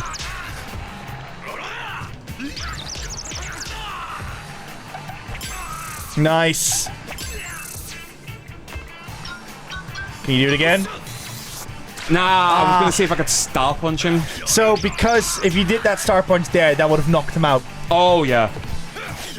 But the timing's always very weird. I hope, I know this will be a bit difficult, but I hope we're gonna have Georgia in the stream for the next fighter. That's all I'll say. Oh, yeah, that'd be brilliant. If she's not here, please don't bother. She can always watch the VOD. I don't want to push. I don't think it's that worth it, but yeah. 8, 9, 10. There we go. Didn't get to see the unique animation for him, but we got a knockout. Oh, you got the good one. This is basically like you've done really well. Yeah, so you do that one. You get that animation if you've been knocked down once. Oh. If you've been knocked down twice or more, it's like, oh, you're exhausted and just like, yes, you're holding up your arm and just like, I've won, but I'm really hurt. Yeah, which is great. Like I said, your performance will reflect how the character will present himself. Yeah, which is so cool. All right, so we've been to Japan, we've been to France, we've been to Germany. Before we move on, hello, Fernando. Welcome on in, Fernando. Hello. Hello. Good to see you. Next up, the Bear Hugger. Guess where he's from? If you said England, you would be wrong. He's actually from Canada. Which many people would call second England, because I know so many people that have moved to Canada. Yeah, that's true. I'd like... Can we have a poll up and say... I can't believe I'm about to ask this. Can we put a poll up and say... do you have a family member that moved to Canada? And I just want to see how high it's going to say yes. I'm pretty sure Rosie is a family member that moved to Canada. So... It's secretly Jim. He has like a giant underground that's tunnel. How he gets back. Yeah, that's how he gets his American games. It's like a little weird vacuum tube type thing. Just falls down, then it just like zooms him over to Canada, where he actually lives. Thank you so much, Moss, for setting that one up. Reese, does it count if they moved back again? Yes? It comes from Salmon Arm, Canada, apparently. I don't even know if Salmon Arm is an actual place. I'll be honest, I saw this and I said, Salmon Arm, Canada. They had to have made that up. I don't think... There can't be a place called Salmon Arm. I think they probably just looked up a place that came closest to that name. You know what I mean? They just wanted the word salmon in there. Also, he's as old as I am. That's a terrifying thought. Yeah. Anyways, he also has like a little oak tree as his chest hair. He does. And yeah, he's 440 pounds. Marmanek says Salmon Arm is in British Columbia. So there you go. Okay, I stand corrected. It does actually exist. No, Stu, it is not the capital of Canada. Ikari Kim, that's such a cold reading answer because most of them are shirtless. It's only Little Mac that wears a shirt, to be fair. And even then, it's more like a singlet. Yeah. Oh, by the way, you've also changed colors. Yes. I'll be honest. I've always liked him more in his OG outfit. Yeah, I the wish green. you could keep that. Yeah. Yeah. It'd be cool if you could do like a secret code where you don't go through the entire thing while he's wearing the pink hoodie. Yes. That would be cool. Yes, I would love that. I like how he starts and he's just drinking maple syrup. Who drinks it? Yeah. I like how like a bear scares him and then he becomes his coat. I do love that. I love that he's because the reason why he's so strong is because he fights a bear. Yeah.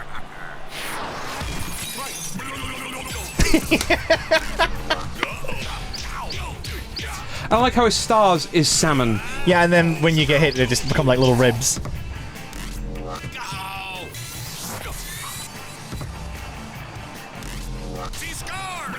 She scored! So, Bear Hugger was not in the original Punch-Out. He was in Punch-Out on SNES. So, this is surprising. The answer is no, but it's 58%. That means 42% said yes. That's like, it's almost a clean split. That's a lot, I will say. I was expecting maybe like 20% yes. Yeah, I've got family in Canada and family in Spain.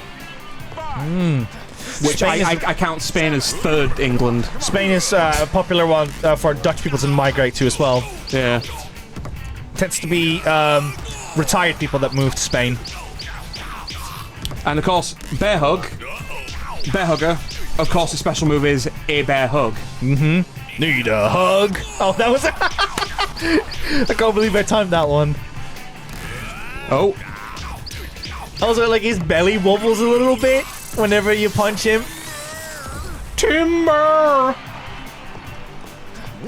I love this game, man. It's nice to just get yourself in the zone. This is when you win it. Yeah. Big bump on his head. And that's how much damage it does. It's about half your life. Yeah. Bar. Just to demonstrate, it hurts.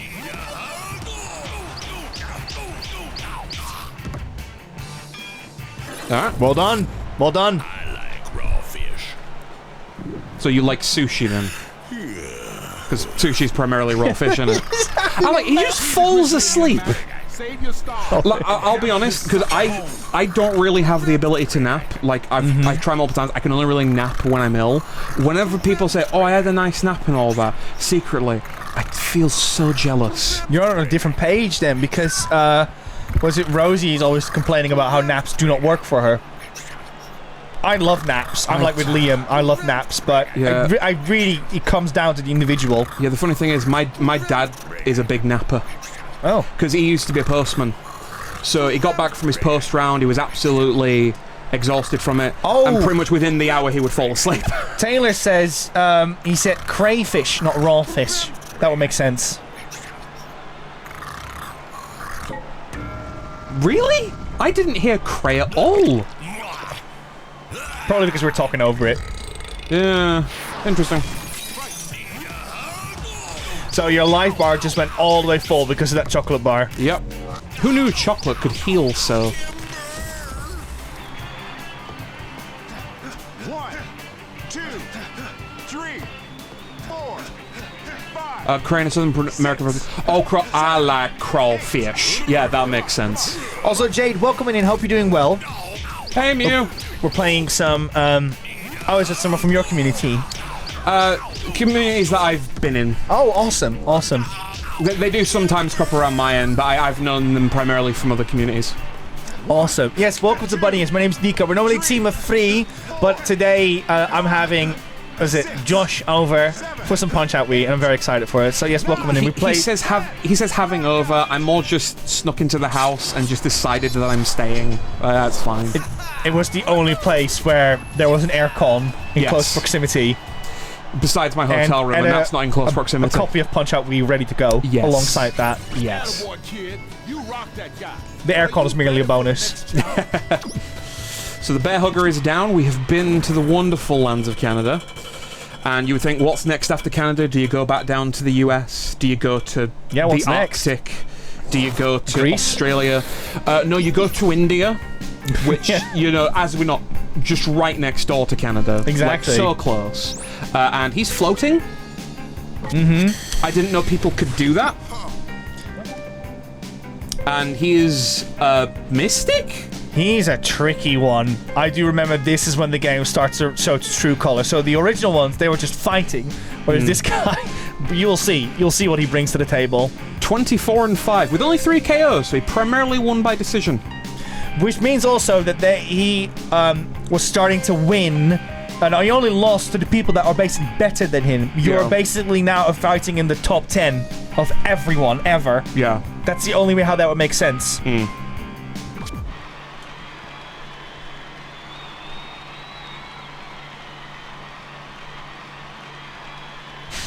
It's just this scenario, it's just ridiculous. Just floating about and constantly just giving me the stink eye. Just like, oh, I'm fighting this kid? Come on. Rosie's back with dinner. I do smell something, Rosie. What did you cook?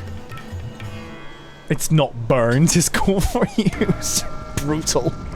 It smells like the remains of something. It smells like like a sausage roll or something. No, is it the remains of beef? Smells like the remains of beef. Beef remains, if you will. Oh. So he has a weird glowing jewel. Oh. Yeah, he's very fast with his punches as well. This is where the game starts getting quite difficult. So he does that where like he creates a little double of himself. And depending on which jewel flashes first, that's the one that would go in. And of course the little hologram of himself doesn't do any damage. So that's just like, oh, like a fake dodge. Yeah, it's a fluke. And if you dodge that one, you pay the price for the next punch. Another thing that I do quite like that I don't think we've touched upon is the fact that for each character you go against, the little stamina heart there has a different number. So of course they're quite a fast character, you don't have a lot of stamina because you will tire out quickly trying to keep up with them. But for someone who's really, really big, your stamina will be very, very big, so you can withstand a lot of blocks or getting into their guard quite a lot. That. I was reflective of the style of the fighter. Exactly. And again, Josh proves as well how different styles of fighting reflect how the match goes, like how you block at a very specific moment to kind of like counter him. Oh, blimey neck. He uses reflections to laugh at you. Yeah. He's so good. Always hated him. Just because it's always the people that just laugh at you. Just not on. Just not on, is it?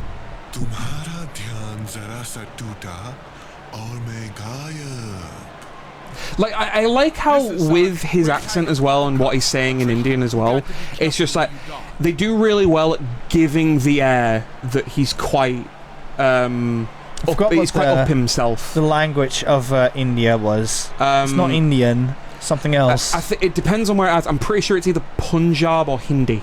Punjab, that was, I think, the one I'm thinking of.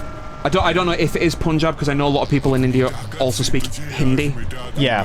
Which is a language also very closely associated with Hinduism. I'm guessing it's like when people say Chinese, it's like, technically it's either Mandarin or Cantonese.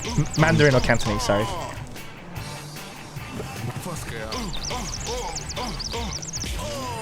Hey, there it is.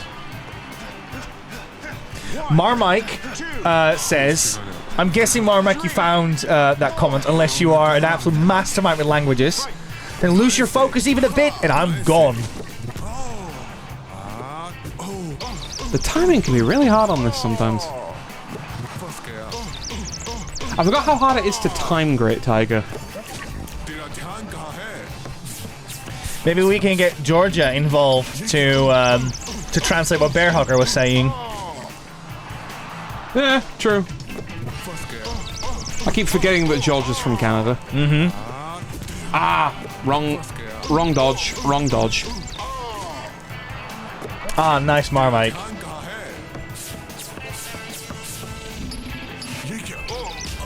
There we go. I've read the translation to the farm. Oh, okay. Thank you very much, Mike. Lee says, the Bear Hugger was saying, Toronto is the capital A. We will never recover from that comment, Lee.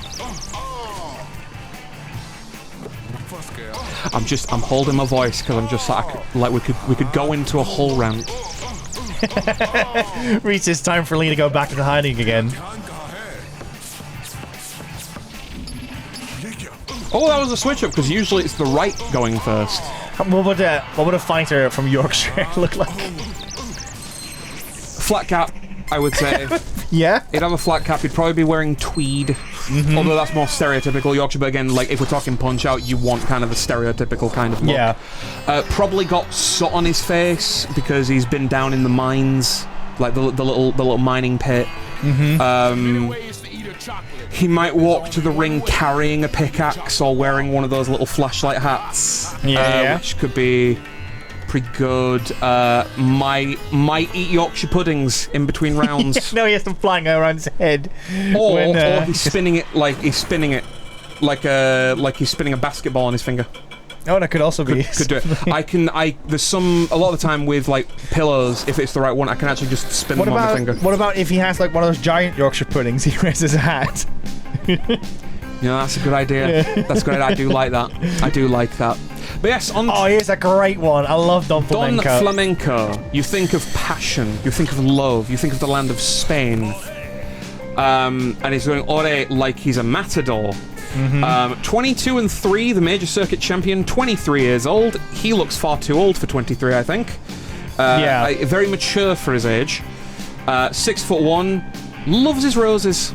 Loves his roses. The flower of love. Again, the characters are just so, characteristic. They're so cartoony. And what's great about them is that they actually look quite like their NES counterparts as well. They've done a really good job remaking them, but also still giving them their own flair. I do like the toupee. Toupee is a good fit for him. Ooh, spoilers.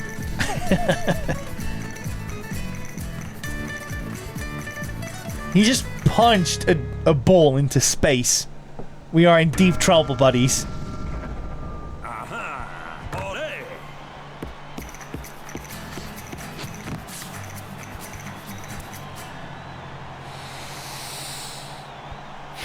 Alright, let's go.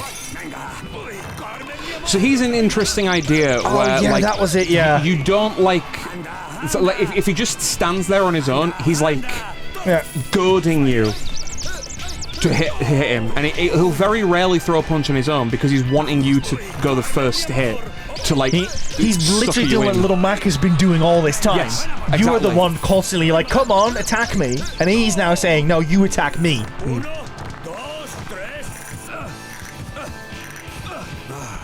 I do remember what you just did. That is the hack with his fight. Just go to the left when he does that, and you win. Yeah, now, with this fight, if they patched that out, this fight would have been a lot more interesting to fight.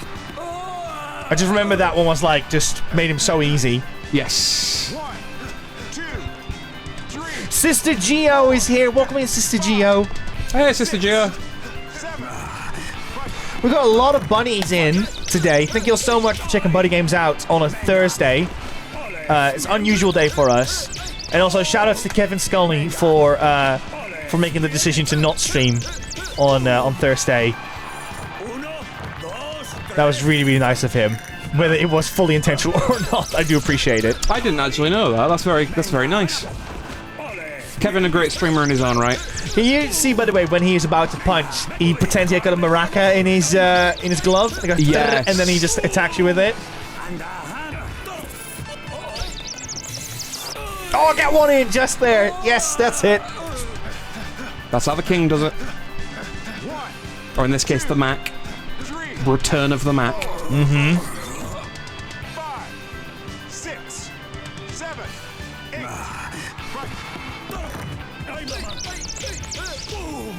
Nah, I can't do it this round. But there is a fun little thing to share with Don Flamenco. I like how he's just like leaning out to the crowd, and because like we saw in his little video, like he's a sweet guy for the ladies and all that. I think he's staring at the ladies in the crowd, just you know, like, hey, I'm in a match. I'm doing quite well. Yeah, it's good to see you. It's good to see you. That's 100% what he's doing. Yeah. Right. I don't know why the perfume. I don't know why. Because he's probably full of himself. Well, yeah. It's like, what a charmer.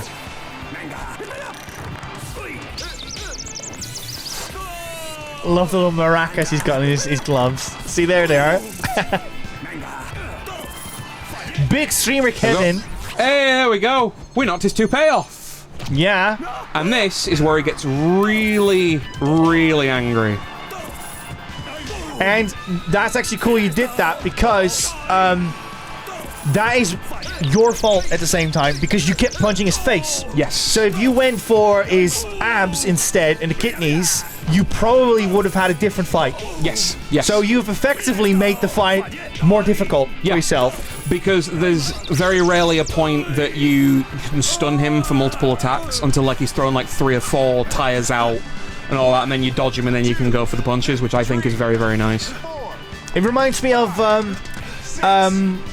Father Gascoigne with the bell. If you use the bell too much. Some say Bloodborne was inspired by this game. I wouldn't be surprised. Yeah, Miyazaki can't shut up about Punch-Out. Oh yeah, you hear him talk about it all the time.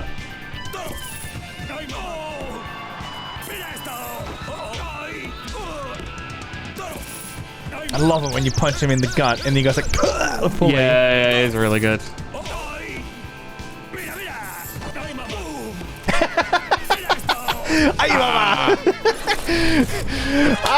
Luna! Hey, you alright, Luna? ¿Cómo estás? Welcome in, everybody. Everyone go check out Luna Mothwing's wonderful streamer. Hope you're doing well. And best of luck with the heat. I hope the aircon from me, Rosie, and Leo will help you out in the next few days. We're going to need it. Mine is on at the moment as well.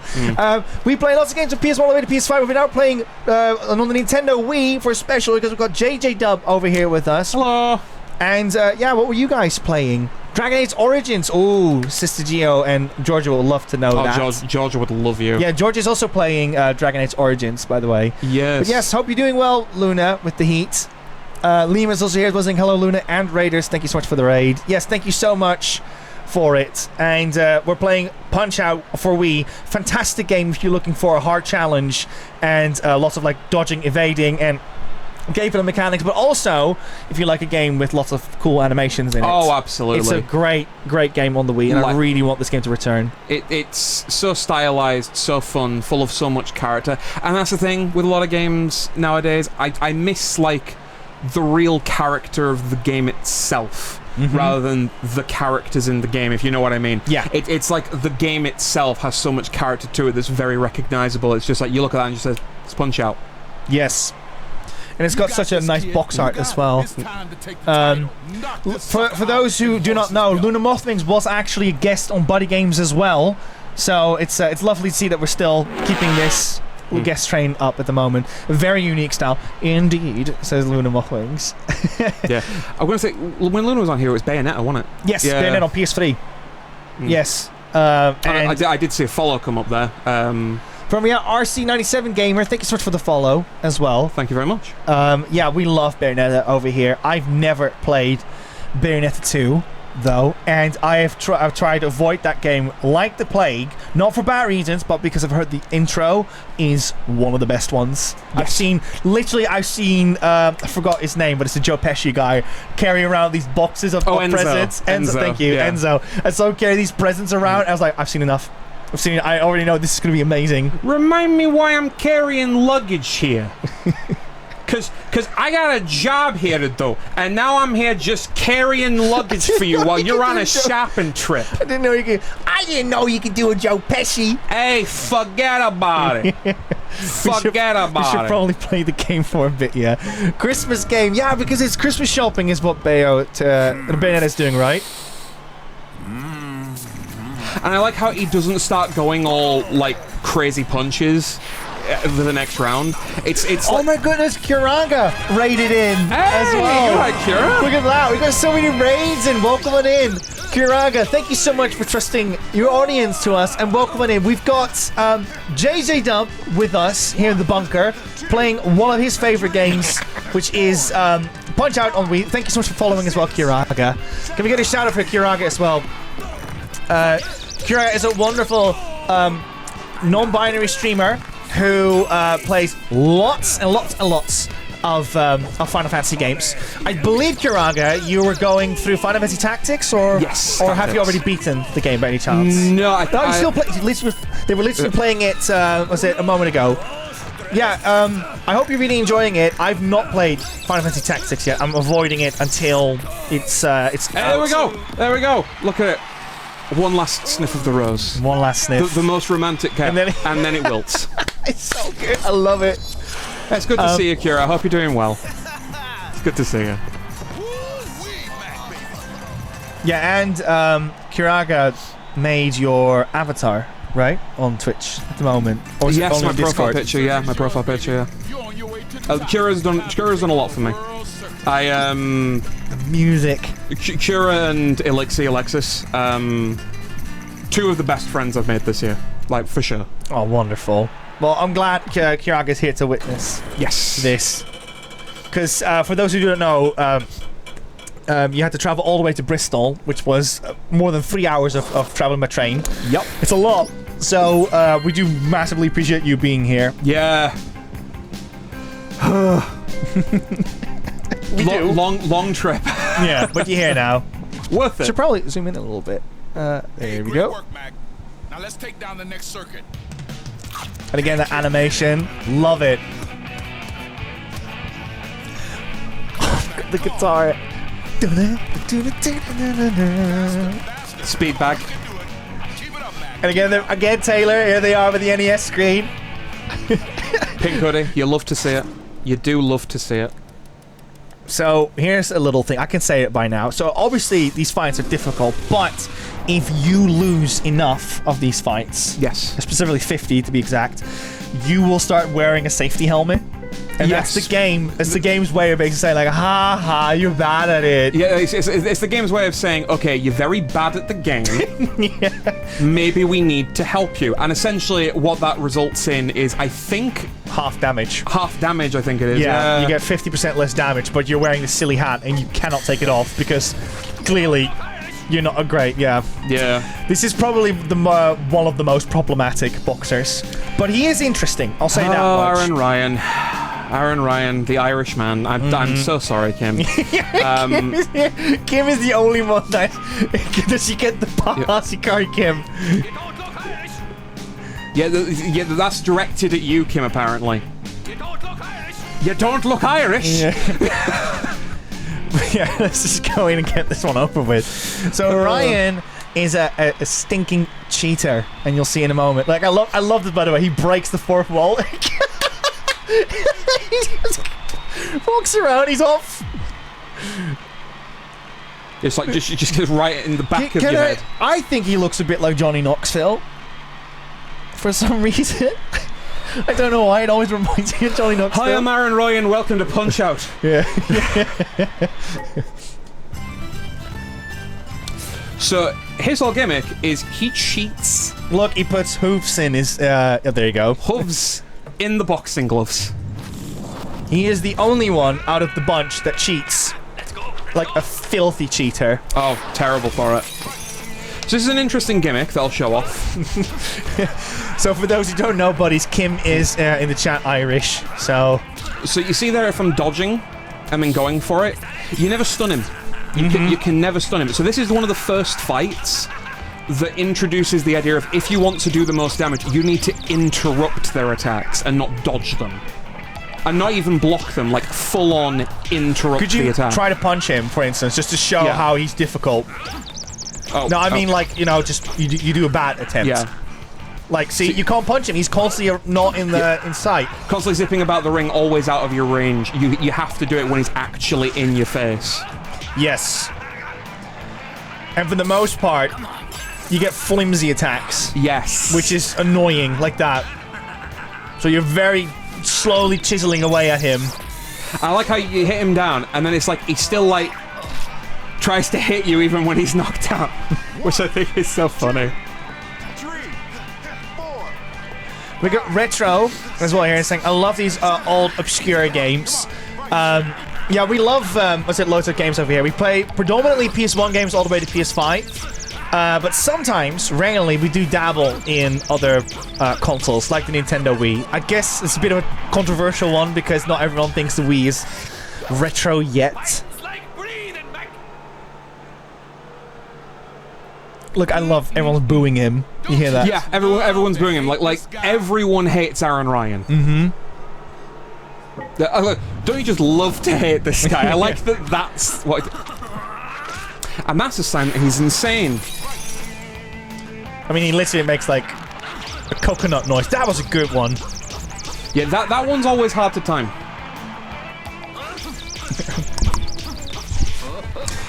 Carl is here as well, saying good evening, Nico and Josh and all the buddies in the chat. Welcome in, Carl. Hope you're doing well. Hello, Carl. Amber and Baby Luna is doing wonderful as well. There you go. Nap time for him. Ah.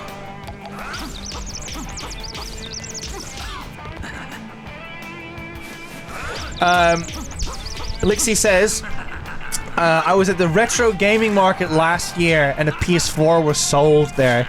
I hate to bring it to you. The PS4 is like I think like 13 years old. 2013. No, that would be 12. 12 years old.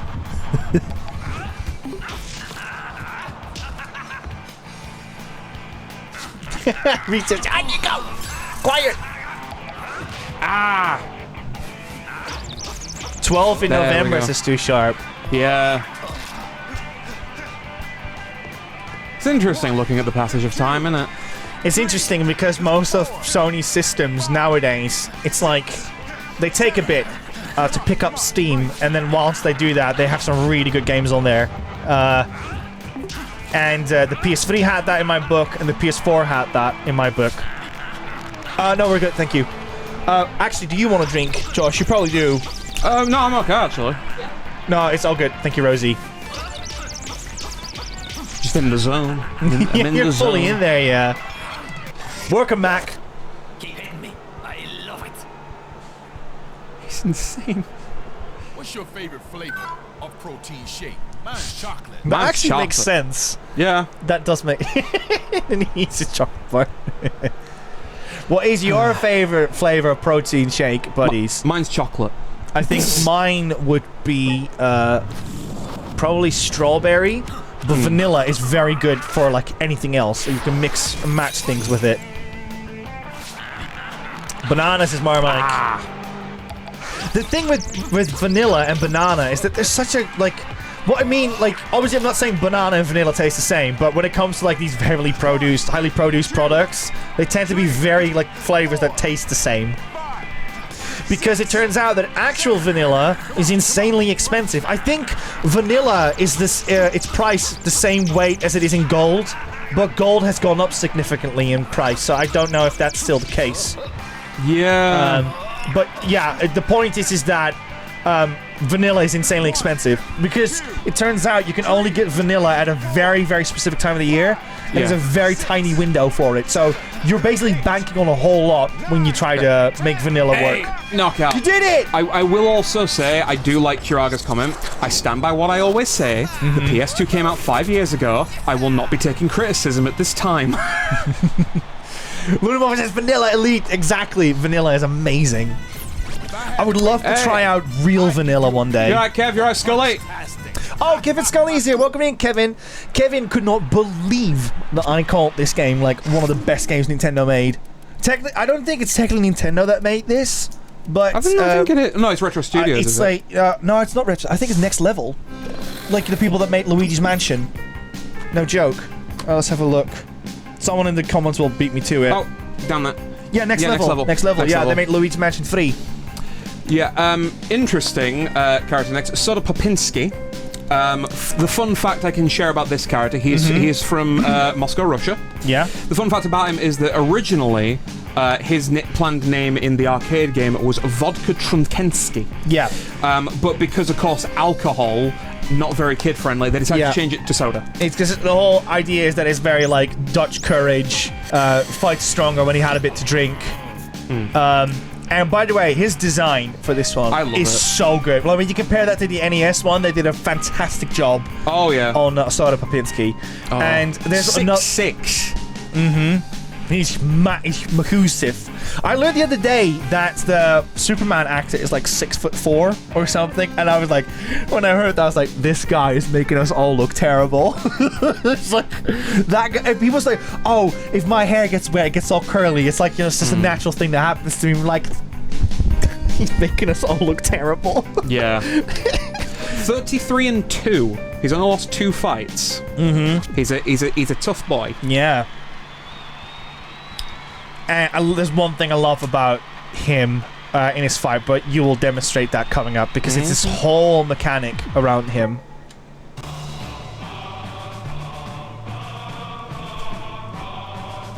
Speedo. Oh, he's insane. That's dangerous. Yeah.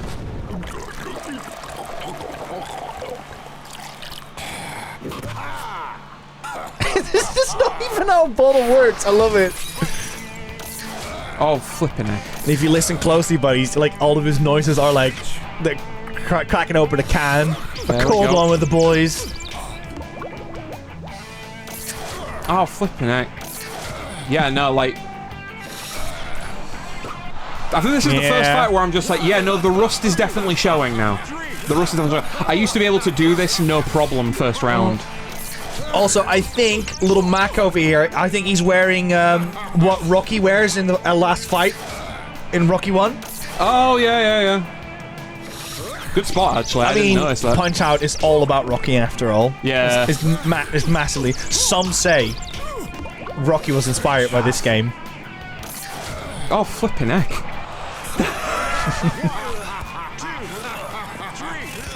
You need to have some massive reflexes for this one, yeah. Ow. Fortunately, though, it's all left and right. Yep. Nope.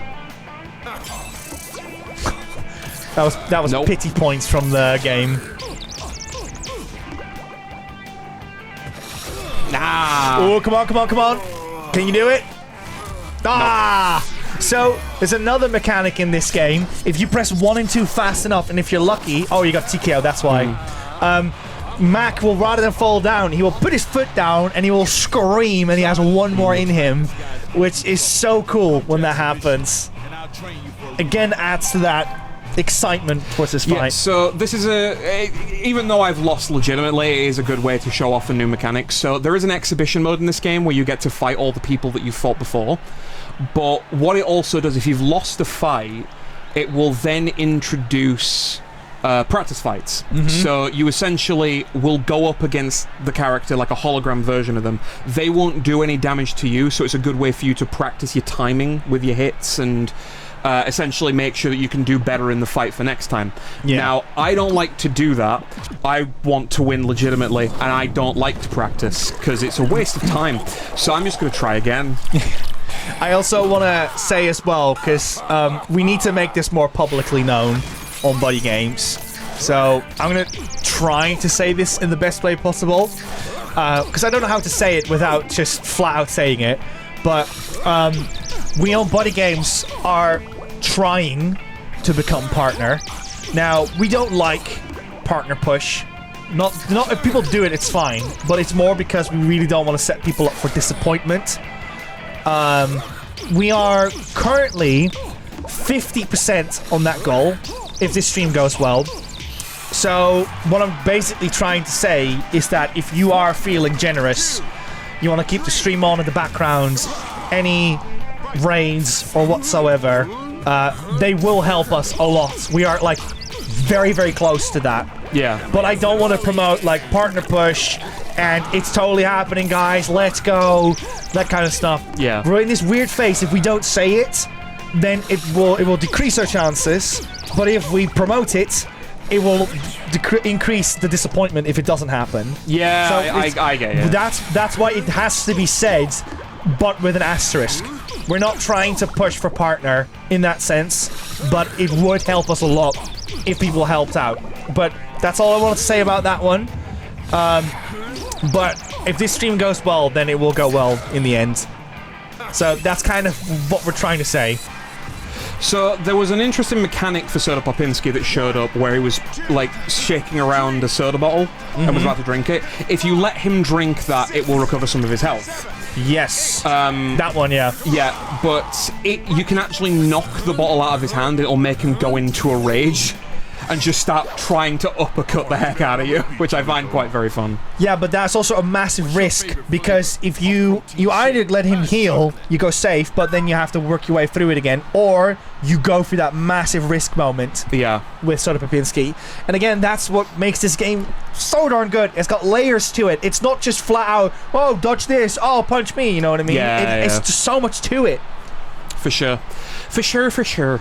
Kevin Scully says, stream goes well, no pressure, Josh. Richard Rose says, blame Nico. Why do I always get to blame for everything? We're not going to get it now. Nico has cursed us. For Reese partner. King says, we are trying to push for partner, but we are trying to hopscotch over. That's the one. Fire writing, Reese King. That is indeed what it is. We are literally like, if we just had a tiny push consistently for the next few weeks to months, we will probably hit it. But that's the thing. We can't guarantee it. I don't know the logistics of it, and literally we could get one denial email from Twitch and it all doesn't matter anymore. Yeah. The point is that between August, September, October, based on our track record, there's a good chance we could hit it. That's all I'm trying to say.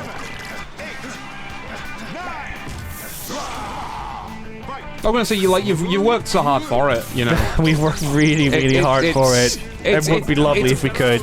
There we go. There you go. And look, now he's very angry. So we hope that the content speaks for it, and anyone that wants to support us towards that route, it would be massively appreciated. But again, there's no like, you know, immediate push for it. It's hard to explain because you have to say it without saying it. yeah, I get it. I'm sorry, James, that you absolutely deserve, partner. Stop, please. I'm trying to focus on the game. Well, no, like you definitely do deserve it, in my eyes, and like, this isn't just because I'm on the stream or anything. It's partially because, like, I first showed up here in 2021, you know, like, with all the pandemic and everything, you know, I was quite lonely.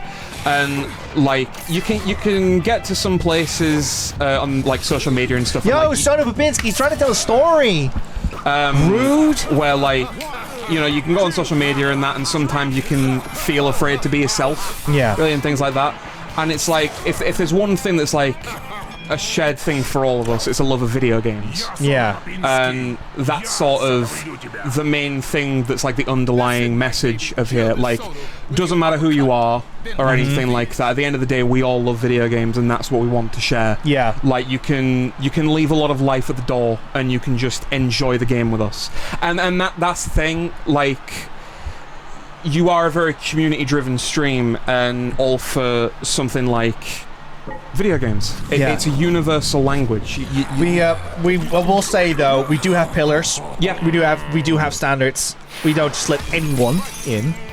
But we all know who those would be that we wouldn't let in. Well, yeah. Is what I'm trying to say. We would know who those people are. You know who those people are, and we will protect this space for you.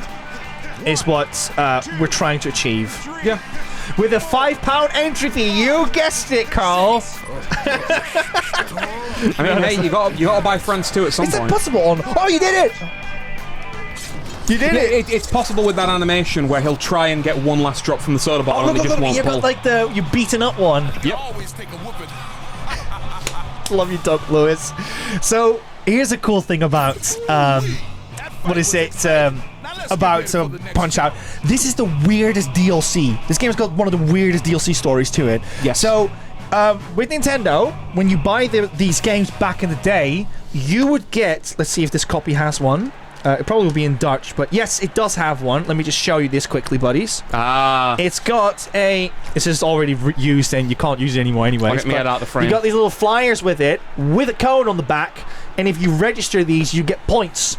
Now, if you had... Oh, by the way, look at this. This will give some nostalgia for some people. Look at this. Oh, the old little catalogs. He's got the... Oh, God, do you remember this look? I kind of miss this look on people, man. This when you have, like, a t-shirt and you had, like, a long sleeve underneath it. Yeah, very, very mid to late 2000s look. Yeah, this was very popular around that time. I kind of miss that look a little bit. We'll see if anyone else agrees with that. But anyways, so yeah, you get this flyer with it, and you would go to Club Nintendo with it, and then when you go to Club Nintendo, you could trade that in for... Oh, it's okay. You can trade it in for stuff. Like actual cool little trinkets you can get from Nintendo. They still do that now with Nintendo Switch Online, but...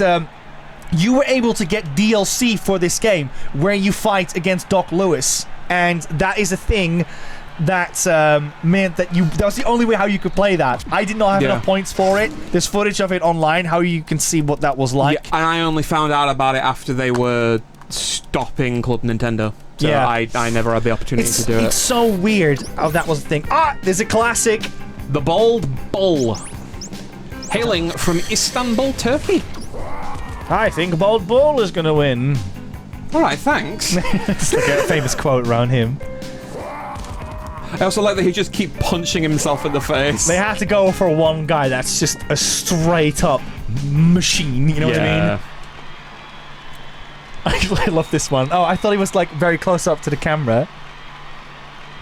No, I think that's just King Hippo. Yeah, So what he does is he does like a bull, like he's like getting ready to run into you. And bull for me, I would say is probably the hardest fight in the game. Oh, for me personally, because I don't know, there's something about his moveset that just feels very unpredictable to me. It's like the timing is always just that little bit off. So when you think you should be dodging, usually like a half second too early or a half second too late. Brain damage. I told you, he's just a machine. This is a fun fight.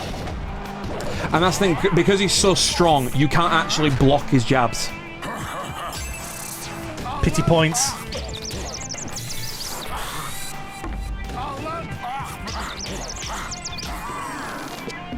What's interesting, if you go for the body, it will cut the combo. It snaps him out of it, but it's like a really powerful hit.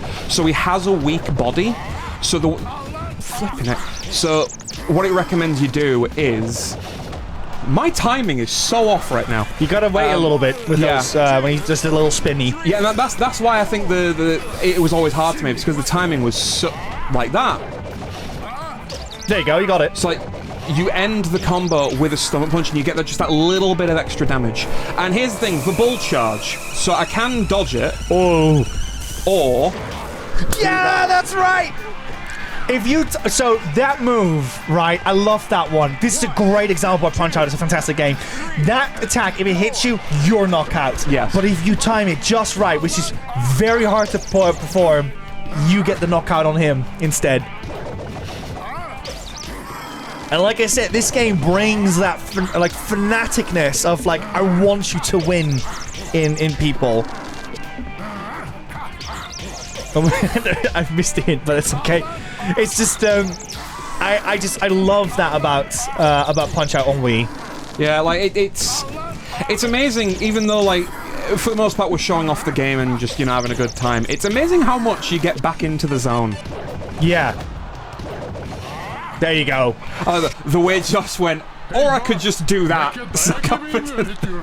It's like I said, I've played the game a lot, right? Son, dig down deep, stand up to this bull, knock the bull out of ball. And make him just bald. You can see you've taken a bit of a beating as well. You got some blisters on your head. Yeah. Your jaws are a bit slanted, I think, as well. Oh, that's dangerous! Yeah, like a fan's received grievous injuries. Oh my god! And down he goes. 1, 2, 3. 4. 𝐒𝐏𝐄𝐒𝐓 says, just let me remind you, you are very cool, and this only solidifies that fact. I appreciate it. I appreciate it. Just doing me. Just doing me. That's all I do lately. Again, it's very nice of you to be here. Oh, you did it again!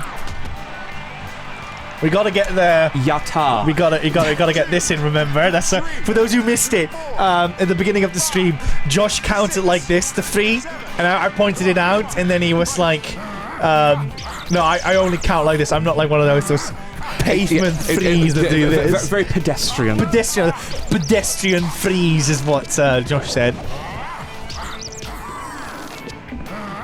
Oh. For God's sake. There we go. Back on track. Nope. In your face. Just one more, Josh. What? No! You're so close. 1, 2. Oh, he's a goner because we need one more KO and he's out. Oh, come on. That lame. He hates getting hit in the stomach. I just love how he runs in. It's over, it's over. You feel that excitement. Yeah. And look, you got all the big lasers now because you're at the World Circuit. Big arena. Hard, kid. That's what it takes to be a champ. There we go. Next up, the #1 contender for the World Circuit. This is also going to be a great candidate as well. I love this this fight. He's hard. We loved Disco Kid. But where do you go from Brooklyn, New York? You go to Hollywood, California. Yeah. I think it's Los Angeles. Close enough. 𝐒𝐓, I was right. Hey. I do believe he's based on an actual boxer as well. Some of them definitely are. 35-1, only been knocked down once. Aged.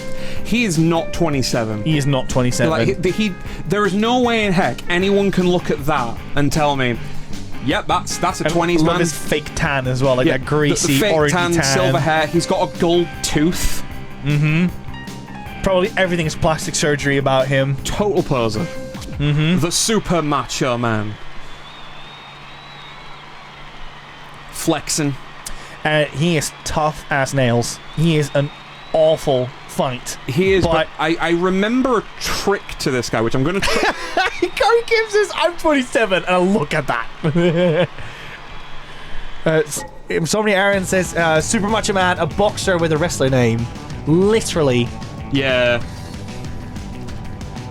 Look, it's just like a celebrity just hanging out with the girls and all that. Got the guitars from like the LA beaches and stuff. Are you ready? Oh, I hate this guy. I'm gonna put on a show. He does that in the NES game as well. Just the jiggling butt as well. Crunch. So I'm gonna try and nope. Crunch. Crunch. Yeah, there we go. So with the way he delays there, Yes. Oh, here we go. Dead. and I think Oh, but if you use your star power. I could have done, but it's something else I want to demonstrate. Oh, sorry. Should have known. Yeah, I think like with certain timing, you can actually get him in like a stun lock with that. See. But it's not working, so I'm just gonna knock him out. And also, like, he's got a very, very tiny waist as well. Yes. It's full on, like, Hollywood model. But yeah, there's one fighter in the original Punch-Out that indeed, like, moves his chest up. And that was in Super Macho Man. Yeah. With the, I kind of wish they did that, though. But in the original Punch-Out, they would have these newspapers Yeah. that would come out and let you know, like, how well the match went afterwards. That would be really cool, actually. I would love to see that return. Again, I told you, man, this game, there needs to be a sequel. Yeah. Just make another one. It would. People are loving games like Ninja Gaiden. Yeah. Shinobi is probably going to do great. I'm like, people are ready for this. People love games like, you know, Souls-likes with incredible boss challenges and trying to overcome that. This game could tackle that. I'm not saying this game should be a Souls-like, but what I am saying is that... Like, Daimyo or Lizard Cube doing it. Like, I think they'd be really good at it. Because I don't know who would have to make this. It's the people that did, like, Streets of Rage 4, like Ninja Gaiden, Shinobi, and all that stuff. I would just love to see it have that Nintendo polish to it. Like the same love Mario Kart World or something gets. Yeah. I can just see the dark vignettes and these newspapers rolling in and stuff. That's great. By the way, that is really, really difficult to time those ducks properly because Mac is like... It's like stalking. He's locked in, basically. Solovis, thank you so much for the raid. Hey, welcome on in. Welcome on in. Welcome on in. We're playing some Punch-Out on Wii, and we got jeyjeydub with us today. Very excited for that. Solovis, thanks so much for trusting your audience to us. You were playing Broken Sword. Hold up. The Smoking Mirror. Liam. We need Liam Cool Guy. Liam, if you're still here, is that a good or a bad one? Or is that the good or the bad one? The Smoking Mirror. I think the Smoking Mirror... It's the good one. It's the good ones, is Liam. Yeah. Okay, great. Yeah, remind me, Liam, because I've not properly played Broken Sword. I think Broken Sword Smoking Mirror, that's the second one, right? No, I think it's the third one. It's the second one. Oh, it is the second one. Yeah. Yeah, the third one I think is the Sleeping Dragon. And I think the first one is... I think it's like Wrath of the Templars or something. Mm-hmm. Something like that. I've not properly played I'm sorry, Refsoft, but Liam is our Broken Sword fan. Yeah. I love Broken Sword, by the way. I do enjoy the games. I've praised them a lot, but I just haven't played a lot of them. And also, York-based as well. Oh! Broken Sword, did you not know that? No. Revsoft is in York. Oh. There's like a whole sign somewhere of their studio outside. Go have a look next time you're in York. Yeah.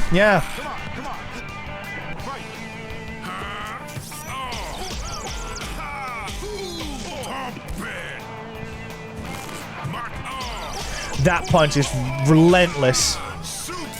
There we go. Macho Man. It's that third one that always gets me. There we go. There's the stun lock. Nice. So, like, if he's done the Super Macho Man move, if you time the punches properly when he's swaying, you can just catch him in a stun lock. So, and then I immediately get hit. So back in the day, when you played Punch-Out in the arcades, because it started as an arcade game, you would have this wireframe version of Little Mac. But the problem was that when they ported it to NES, they were not able to show that wireframe because it was just too advanced to run on the NES. So instead, they decided, you know what? Let's make Little Mac very small, like here, and then have the characters just tower over it. Yeah. To this day, this is a philosophy that you still see in games. You want to know what game does that too? Go on. Any game that FromSoft does. That's why most bosses are so tall. Oh, you got it perfect from 𝐒𝐏𝐄𝐂𝐈𝐀𝐋. 𝐒𝐏𝐄𝐂𝐈𝐀𝐋, welcome on in, by the way. Thank you very much for the perfect. But that's why the characters are so tall. Because the character, your character will look smaller, and then you can overlook the boss better. Oh, right. So, I didn't actually know that. Yeah. Son, ain't no one gonna hold you back. And yeah, like, there's so many, like, I'm actually making Souls comparisons I feel like are quite fair. But it's not like a Souls game. Don't get me twisted. And then we're going on to the champion. The champion of it. the world! Here we go. Mr. Sandman, bring me a dream. This is a, what is it? So this character was the original character in Punch-Out when they couldn't get the license from Mike Tyson. And he's not based on Mike Tyson. He's also not based on Muhammad Ali. He is not. He's based on Joe Frazier. Yeah, Spoken Joe. Yeah. The interesting thing with Mr. Sandman is, and this is a fun fact about him, he is in a different spot in the game for all three games. So in the original Punch-Out, I believe he's the #2 contender in the world circuit, and then after him it's Super Macho Man who's the champion. And then it would go into a special fight against Iron Mike Tyson, because he was licensed with the original NES version of the game. For Super Punch-Out, he's the major circuit champion, so he's like the second big boss. Yeah. And here he's the world champion, so he's like the final boss of the entire game. Yeah. And it's quite interesting, because I think he's the only character that's like that. Because I know with the NES version, Bald Bull is in 2 spots, because he's a repeat character. And he's the minor circuit champion, I think, in Super Punch-Out, which is very interesting. He's either world circuit or he's like bottom of the barrel. Found that very weird, because looking at him, he would kill you. Yeah. But yeah, time to see if I can get the world title. He's called Mr. Sandman because every opponent that he fought he puts them to sleep. And if you look at his record, he hasn't lost a single time. That's how dangerous he is. Yeah, and it doesn't just put him to sleep, he takes them to dreamland. Yeah. I love this. I like how it's the champion who's like... Oh my god, it was like an animation. The least stereotypical video, because it literally just shows him beating everyone up. Yeah.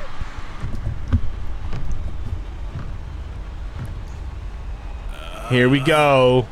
The final boss. Yeah. Well, let's see if I can do this, because his punches are fast. Oh, no. Nope. Nope. Even the music, everything is just so intimidating about this fight. Nope. Nope.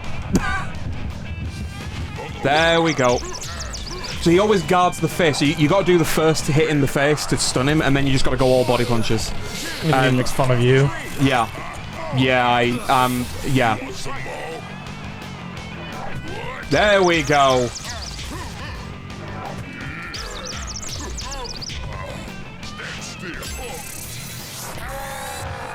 Didn't we lose a famous boxer, like a legendary one, last year? Wasn't it the one that Joe Frazier and Muhammad Ali both said, like, this guy, man, he's like a cannon if he hits you. Yeah, I can't remember who it was. This is tall, very bald guy. Yeah. George Foreman. That's his name. Thank you. George Foreman. Yeah. He's like, the way how people talked about him is terrifying. He was a lovely man when you hear about him, but the way how people describe his punches, that's terrifying. The fact that you have professional boxers saying, like, he's different, man. Yeah, it's like one of those things. It's just like as soon as he gets in the ring, the switch flips. He's a mutant. He's like X-Men. Yeah. He's just built different. I'm not like a big boxer fan or something. I did enjoy looking up a lot of stuff about like Muhammad Ali. So, you know, that's how I know about like Joe Frazier and a little bit about George Foreman.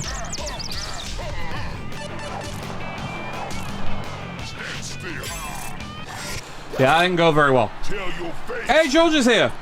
Georgia, you missed the Canadian fighter, Bear Hugger, who got strung by fighting bears. Georgia, does Canada have bears? I don't want to know now. Hope you're doing well, by the way. Sister Gio was here a moment ago. Pleasure to see you, Georgia. Yeah, pleasure to see you, Georgia. Can we get a shout out for Georgia as well? Yes, Lee. Give her a shout out, please. Right, can I do this without getting knocked down? Because I think one more knockdown and I'm nice. Done. Rosie is a big fan of the African bear. There we go. Baloo the bear. That kind of bear. It's because she saw a black African bear at a place once. And then when she saw it, she was like, oh my god, he's so pretty. Yeah. Ever since Rosie was like, I love bears. Just need to knock his elf down however I can. Yeah, it was a cub, yeah. Night. The timing on that one always gets me. Because the way he winds it up looks just like when he's going for a jab. Boo. he's very good at like psyching you out. He's very good. I remember being stuck on him for like a week. Yeah. When I was playing this game. I don't know how much this game is, by the way, these days, but if you are interested in this game, definitely pick it up. And anytime you walk into a Nintendo Direct or whatever, let it known that you want another Punch-Out. This game is incredible. Oh, it's I love amazing. this game. I think I'm going to get the TKO on him. We are doing well. Thank you so much, Georgia. 30 pounds and she... Oh, my goodness. Oh, you've done it. You've beaten the game. And new champion of the world, it's Lino. There you go. You've done it. You're the best of the best. Now you think there. I've done it. I've beaten the game. Yeah. It's done. Let's have nothing more roll I can the do. credits. Roll credits. Roll credits. You've done it. Woo! You've beaten the game, Josh. Oh, look, all the letters are like skewed. Hold on, what's going on here?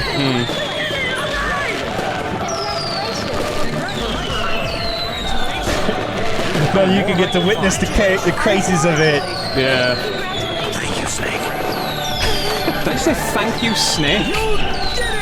You saved them all!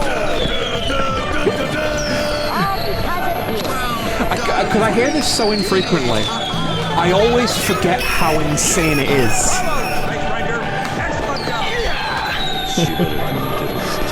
Oh, there's Kiryu.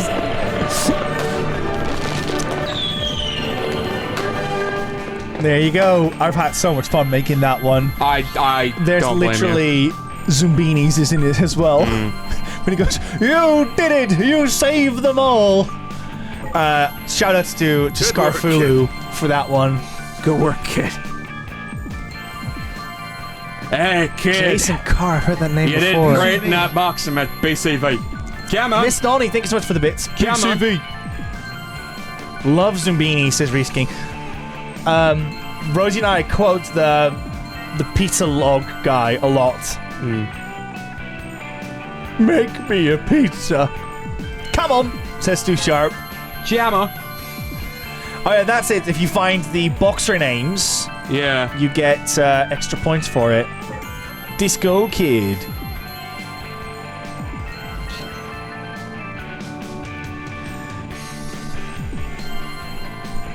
So yeah, if you're very good at this game, it's very short. After all. The game is finished. Yeah, it's so alright. The credits roll for a minute. Because, yeah, there's something awaiting us at the end. There is. Nintendo. Oh, Iwata, rest in peace. Beautiful soul. Like Iwata was always like a creator at heart for games and like a gamer. And you could tell, like, with whatever he did, it's like he really cared about the people that were playing the games that he was Absolutely. managing. Like, honestly, one of the best. Naokius has a typo. Oh, well, missed that. Sorry.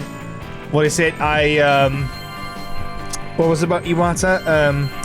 He was also very stern about the Nintendo DS. He said that the Nintendo DS should be sturdy enough. And remember, this is the first Nintendo DS, not the DS Lite and stuff. Yeah. That if you hold it, I think like at eye level of a kid, so like 5 foot or something, and you need to be able to drop it on the floor. Yeah. Concrete floor as well, and that, I think twice. Or 10 times or something, and it has not break, and it should not break. Remember, this is like a clamshell design.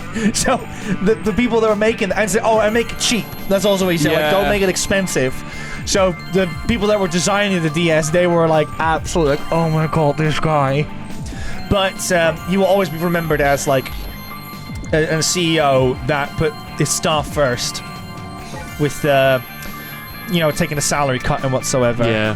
I've got more to say about it, but yeah, I think that's all of our credits. Yeah. But yeah, game's done, so we need to find something else to do for half an hour. Pack it up, and we're not playing Maximo. We're not doing that. I'm not setting up PS2 for it. You got the high score! Woohoo! Denying us.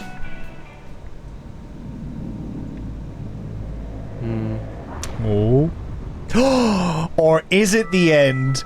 Ladies and gentlemen, or buddies. Is it? Buddies. Because...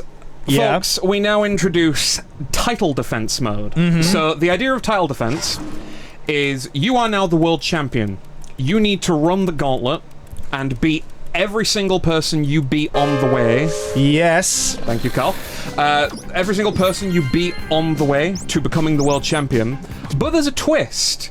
They've all been made significantly harder. Yes, exactly. Glass Joe, for instance, can beat you quite easily. Yeah. I got another cutscene. So, there's the cool twist, buddies. You thought you beat the game. We fooled you as well. You're at the 50% mark. You haven't beaten the game at all. Yeah. You're halfway through. You have to do all of them again, and trust me, these aren't like, oh, they're just like twice as strong or something. No. You get a completely redesigned boss, completely redesigned character design. Everything becomes different. And look, Glacio now has the helmet on because he's got the he's got 100 losses on his name. Yeah. What's he saying? I'm not sure. It sounds like he's saying Jimmy. Anyone that can speak French in the chat, let's do it again. I don't know. I don't know if Georgia might know French, but anyways, let's go into it. Let's go. Like, of course, we can't go through an entire run of it, but and I am interested to see how far we can. What's cool as well, this might happen to you because now this is when it really picks up. Yeah. Now the game gets relentlessly hard. What is it? Is that if you lose the belt. Yeah, if you lose the title, and then when you see the character again on the menu, it shows the title in front of them.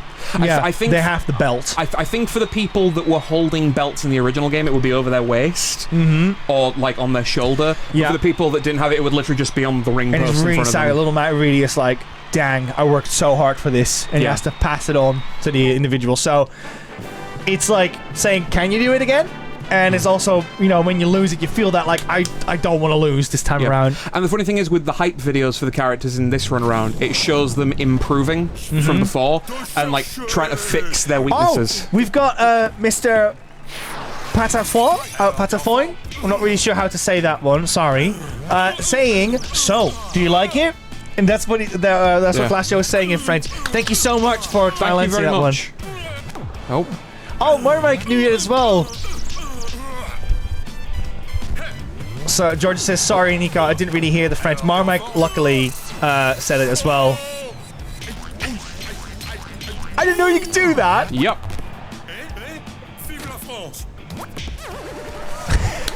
Let's see. We've done the contender fights. Now it's time for me to just lock in and just see if I can absolutely destroy them. This is when it gets tough.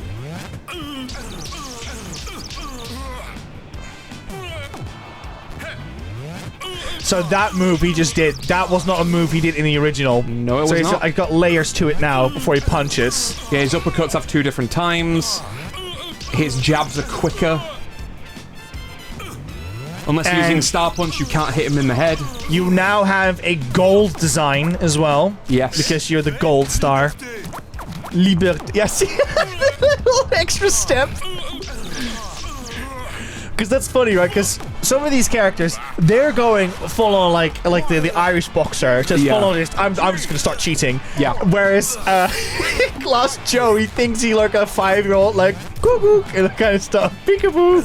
Think he can fool you like that. You know what? It worked. He hit me. Yeah, you got 1 KO on you. But what a twist, right? Yeah. I love this because I was just like, I was always just thinking. Oh. They're like, oh, I'm done. Like, what do I do now? And then it's just like, oh, wait, I need to fight them all again? Like, loved it. Absolutely loved it. Fantastic secret they kept for you.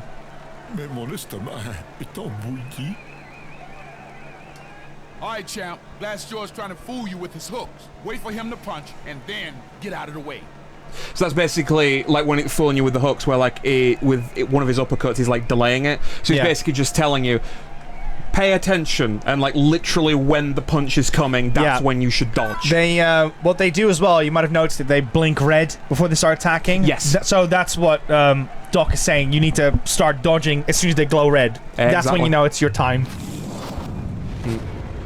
There's going to be a lot of people screenshotting me this stream with like me trying to punch you because I keep putting my punch up. Yeah, I mean, again, there's going to be people like screenshotting that and being like, Nico got aggressive with his latest guest. More power to you. Yeah. More power to you.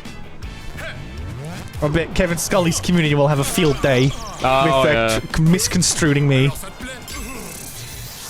No. Oh no. Too early. Thought I had it. Did not have it. Nico, this streams as well, is he?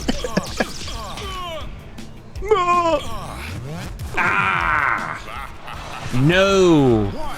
No, I don't like it, thank you.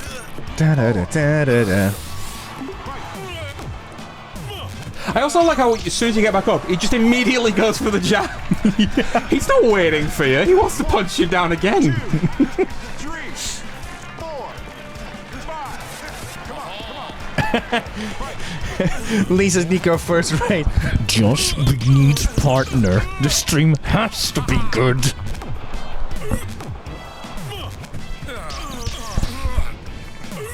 Ikariki, have you not seen this big halo above my head? I've been a good boy. Ah, for God's sake. I have no sins. Here we go, here we go. Can you do it? Yeah! You got one more in you! That's right!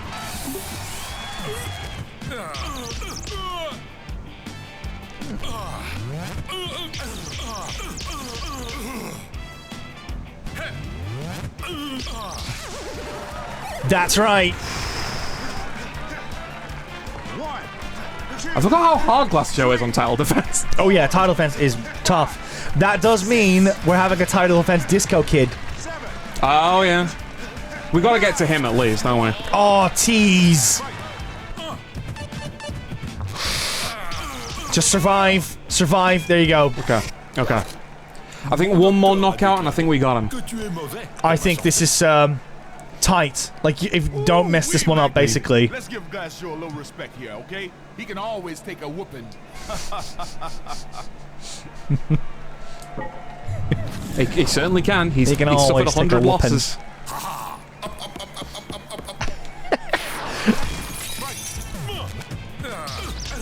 Okay, come on. Yeah, I know that Tekken does this as well, but I really, really like it when they just get the characters and they voice the language that they are representing. Yes.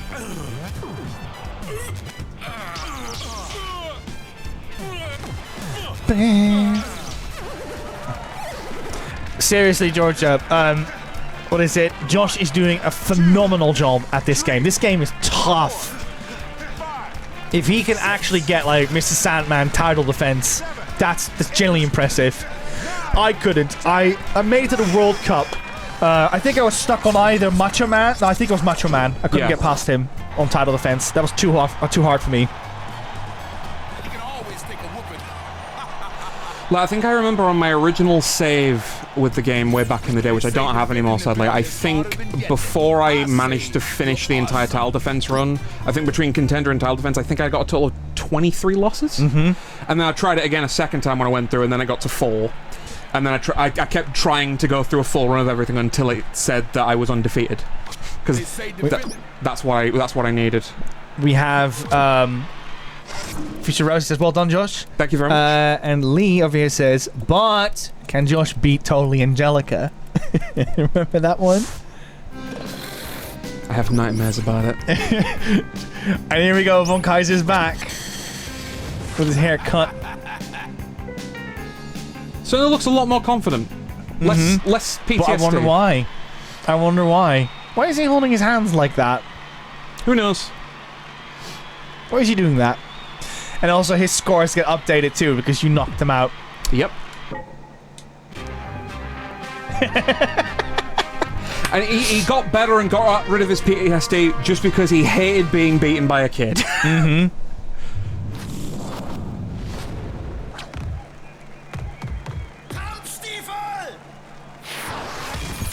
Anyone that can speak German can translate that one? Not me. Uh-oh.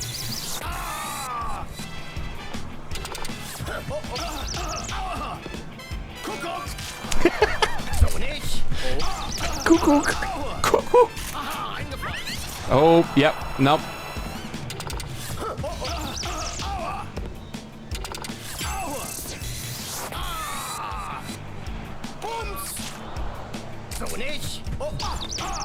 There we go.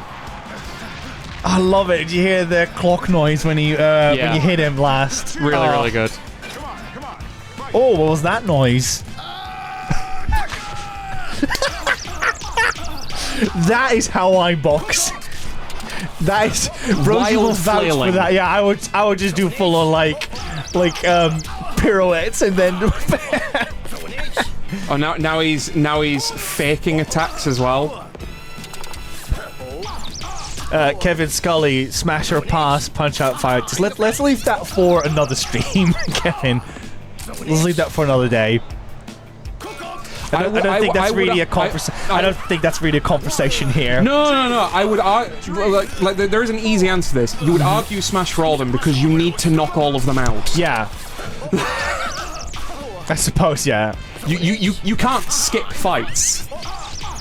Oh, thanks so much for shouting out Ash Millman.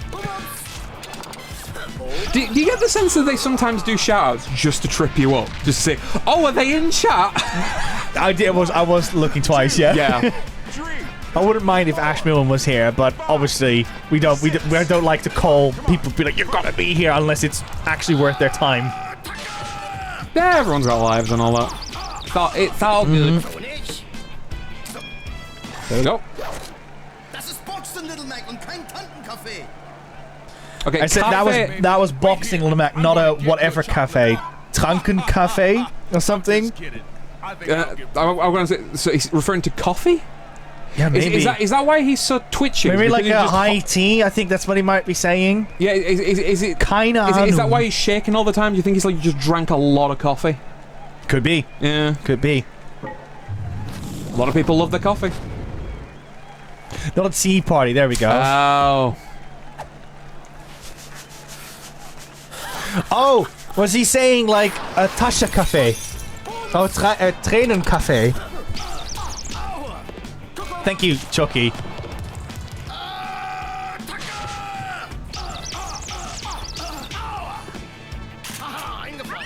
There we go.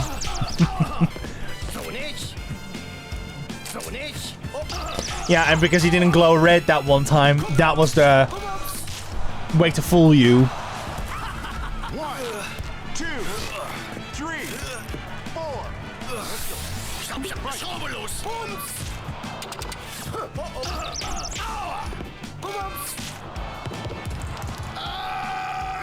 Here we go. Nice. We're getting there. We're getting there. Slowly but steady. So as you can see, there's so many more layers to these fights now on title defense. 4, 5, 6, 7. Come on, come on. Fight.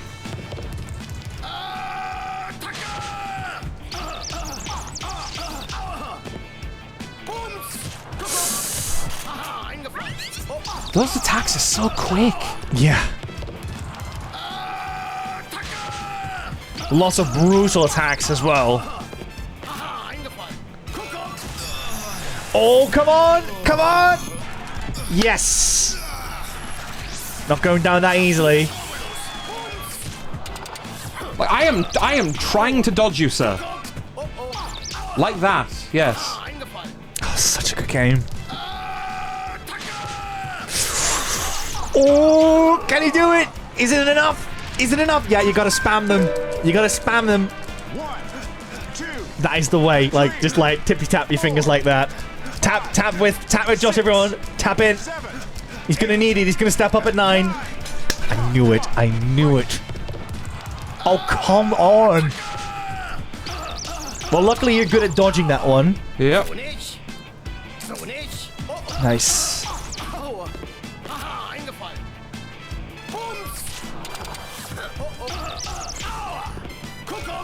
I believe if you punch him when he does that one in the gut from where he punches you, yeah, you'll get a star. Hey, Mac, baby. Lay a pounding on this sucker. Von Kaiser never want to fight again. You got. Thank you, Doc. We needed that. Yeah, we did. Right, let's go. So close. I do worry for your sake because I think.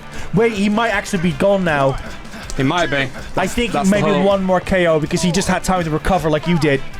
6, 7. That's it. That's it. 9. Yes! Oh, I love this game. Oh, we got there. You worked for that one, mate. High five. That's right. You worked for that one. So good. No way these suckers gonna bring down the champ. Are you ready for the next challenge? Oh, guess who's coming? Don't say it. Let's see if people remember. Don't say it. Let's see who it's gonna be. Who's it gonna be? Card Kim guessed right. Look at him! Rosie, have you ever seen Disco Kid on Title Defense? Stretch. 4 and 13. He's even worse now. So yeah, we're going into Disco Kid, and everyone has their own little things that they did to try and get better, so that they could fight Little Man. So what does a disco person do to get stronger and fitter? Person that loves music. Yeah, a little fun thing called rhythmic exercise. Oh, look at him! Or boxercise, as he calls it. 5, 6, 7, 8, and stretch, and back, and down. Now flex, straight, let's go.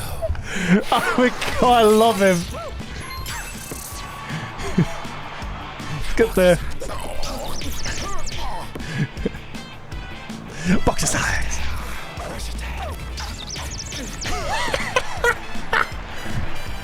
He's slaying, isn't he, Kim? And 1. I thought you liked Disco Kid, Rosie. Hope you do now, at least. Boxercise. Boxercise. Can someone say it, like, in superscript in the chat? Like, it's like very tiny letters. Boxercise. I love him now. He's amazing. Yeah, he's fantastic. You're doing well. I thought he was going to punch the referee. I do think that there's one Nice. There's one person I think is rude to the referee I think it might be Bald Bull. Yeah. Or Soda Popinski, just like pushes them away. I know that Macho Man did it. It was Macho Man, yeah. Yeah, he says he's like, get out of my way.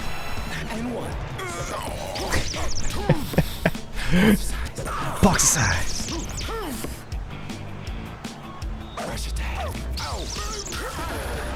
Nice. Very good. Can we do it in one round? That's the question. Probably not with that health bar.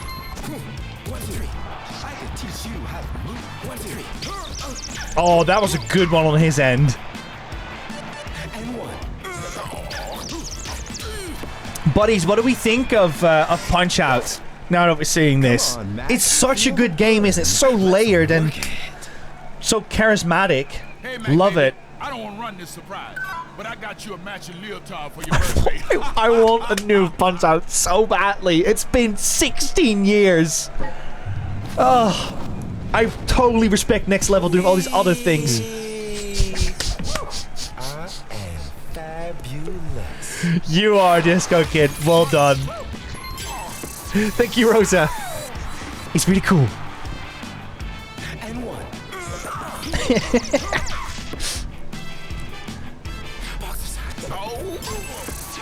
Oh yeah, here we go. Here we go. 1, 2, 3. 1, 2, 3. Capsar's coming in with the punches. This is actually based on actual celeb that did those kind of exercise programs. Oh. 1, 2. Yeah, I do know that. Like Mr. Motivator? Maybe. Yeah. 6. Come on. Oh yeah, here we go. Here we go. 1, 2, 3. I've enjoyed watching it. Watching it ever since I watched the OG game on Game Grumps a billion years ago. Yeah, it's just like I said, it's got so much character to it, and for streaming, it's fantastic content because something new happens every 5 minutes. So you're constantly like, oh, what's this? Oh, what's that? 1, 2, 3. Speed bang. And 1, and 2. Nice. Here we go. I'm loving that Josh is full focus, and I'm respecting it. So do you keep focusing on the game? It's all good. I'll feed you, what is it, whatever the chat's telling you. Yep, no worries. Hoppatelli says it's fantastic, great humor, really engaging gameplay. Yeah, like I said, Josh is making this easy, but it's so much fun to just chisel away at this one boss, trying to defeat it. I'm gutted to hear that's £30 to CX, because that's quite the commitment.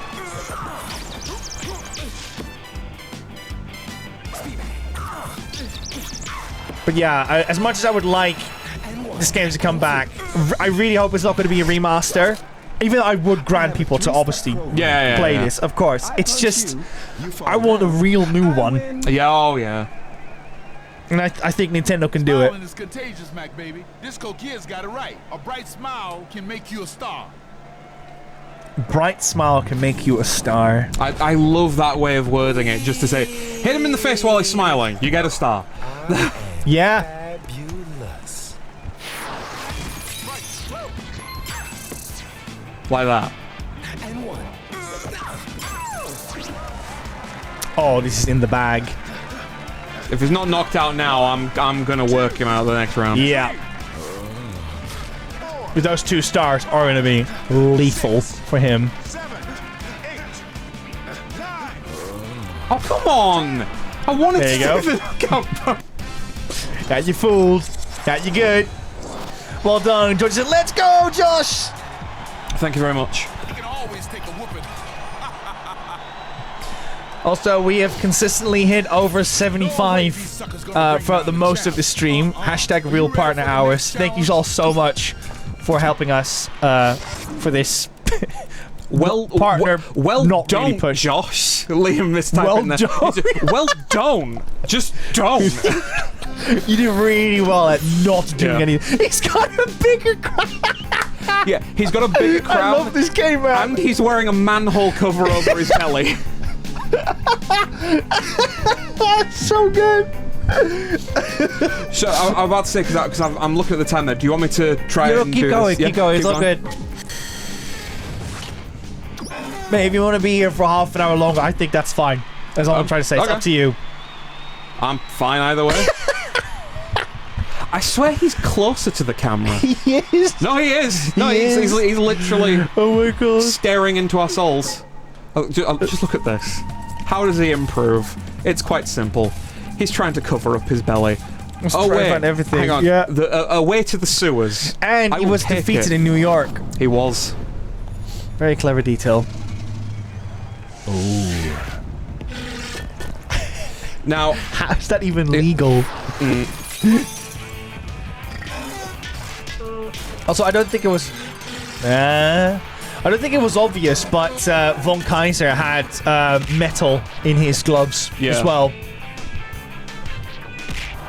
Because when he stood up, he used his boxing gloves to get back up. He hear ding ding when he lands them, which shows that von Kaiser has also got such a cheating.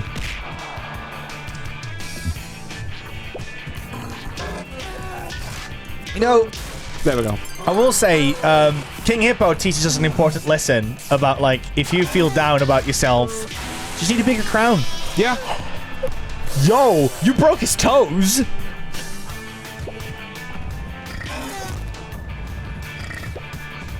The amount of times that Rosie would, like, stub her toes or something against something in the flat. Oh my god, just imagining that.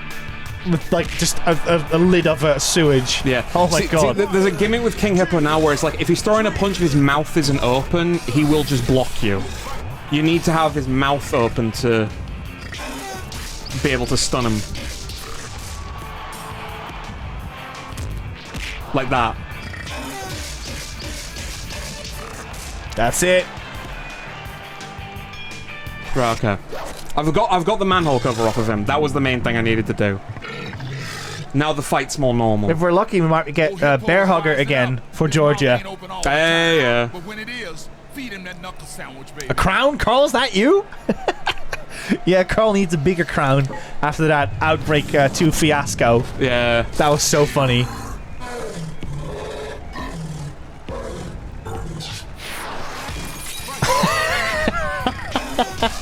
𝐿𝐼𝐀𝐋 says Rosie suffers from the same condition as me. Enlarged toe hitbox. That's really good. Well done, 𝐿𝐼𝐀𝐋. Very well done. Yes.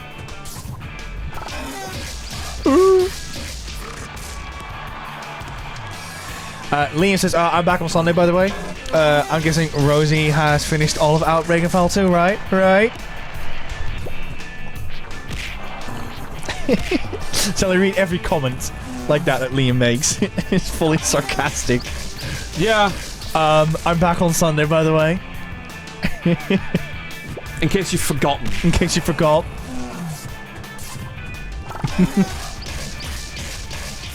But yes, Liam is back on Sunday.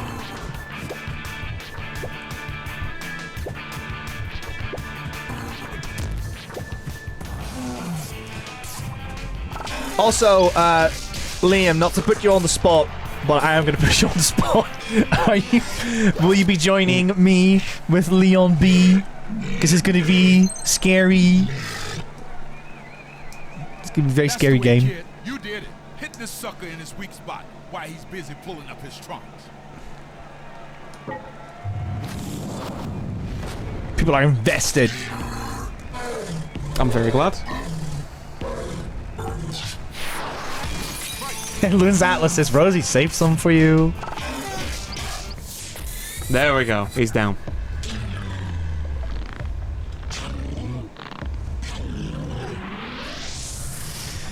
It will be a... Georgia, it will be a fun revenge tale because Liam had to fight Mr. X in the... Was it in Remake? But I'll be fighting Mr. X in the original RE2. Because it's Leon B campaign, so we'll have everything unlocked and a much harder difficulty. You did it, by the way! I did. I'm super happy about that. I've gone through the entire set of minor circuit rematches.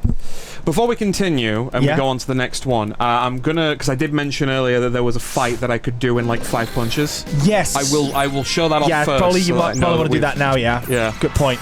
So in exhibition, we'll go to von Kaiser. Oh yeah, you've got little trophies and stuff you can unlock. Yeah, here you go. Win the fight landing every punch you throw. TKO Von Kaiser in under a minute, so knock him down 3 times, and then KO Von Kaiser in only 5 punches. Yes. I do know how to do this. There's one trophy which I really like in this, where you have to make a Glass Joe defeat you on the original mode, not for title defense. You have to purposely lose. Yeah, and it's probably one of the hardest things to do in the game. Because he's so bad. Yeah, it's really funny. Okay, so if I go back here, and then I'll see if I can do it. Oh, I'm looking so forward to it, Lee.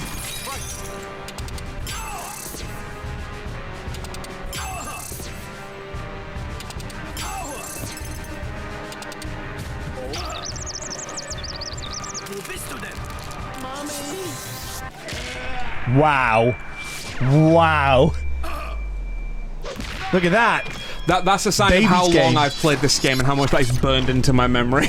I love that you have to wait for a little bit before you can punch him. Yeah, because if you do a star punch while he's doing that cowering expression, if it's just like a 1 or 2 star, you will knock him down in 1 hit. But if you've got all 3, it's a guaranteed knockout. You got 2 out of 3. It is a baby's game, it's too sharp. Yeah, so that's like another like extra little bit in terms of adding to the replayability. Because yes, you can win the matches, but can you win them in very specific ways, which I quite like as well. It's just it adds another little bit of extra to it, which I think is in good taste for people that enjoy the Punch-Out games. Because sadly, we only have 3 Punch-Out games in this franchise. You got the NES. No, we got 4. We got the arcade version, NES version, Super Punch-Out, and then we've got Punch-Out on Wii. Yeah. Alright, now going on to all the major circuit rematches. Work 'em, Mac. Work 'em. Hit it, kid. Hit it. Push it out, Mac. Come on, push it out. There you go. Keep it up. So Rosie told me from her half marathon days that she really loved it when it was raining. When you do a half marathon. I suppose it's quite refreshing when you're boiling. Yes. Rosie will probably be able to nail it down a bit better. Now they're both moving. It still says Ichiban, by the way. Yeah. Now this is one of the tile defense fights that I used to struggle with back in the day. Yes. I think I lost to him like 3 times before I actually managed to get it.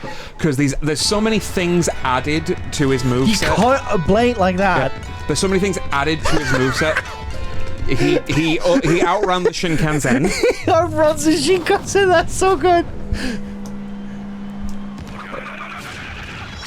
Oh my god. Yeah, he's very hard. He's very difficult. He's got them JoJo punches. Oh, that's great. He said, Osoe! Which means, like, too slow. Yeah. Oh my goodness! Sleepy Dan is coming in. Hey Dan, welcome on in. Sleepy Dan, welcome on in. Hope you're doing well. Sleepy Dan, what were you playing on your channel? Welcome on in, Raiders. My name is Nico, and we have a special guest with us. We've got jeyjeydub with us, and we're currently playing Punch-Out on the Wii. How have you been? How are you doing? Persona 3 Reload. Yes, I'll ask one thing to keep it very vague. What month are you on at the moment? So that gives me an idea of where you find yourself in the game at the moment. Oh, God. Ooh. Yeah, I think I'm losing this one. This is going to be a tough one, yeah. Yeah. We're playing Punch-Out Wii. We're currently on the second game mode, which is relentlessly hard.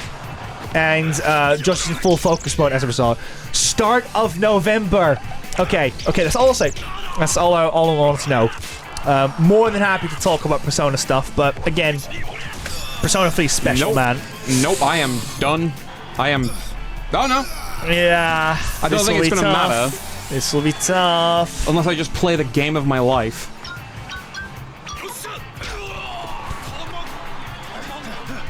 But yes, we play lots of games from PS1 all the way to PS5 on our channel. We have played Persona 3 Reload and episode 𝐒𝐏𝐄𝐒 as well.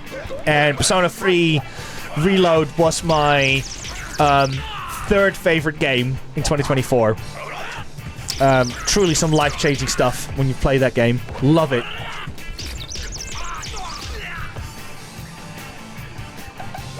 Guys, welcome on in, all the Raiders. I hope you're all doing well. No. Nope. I am done. Yikes, yeah, you can only do that leg thing once. I'm so eager to try the DLC. Ooh.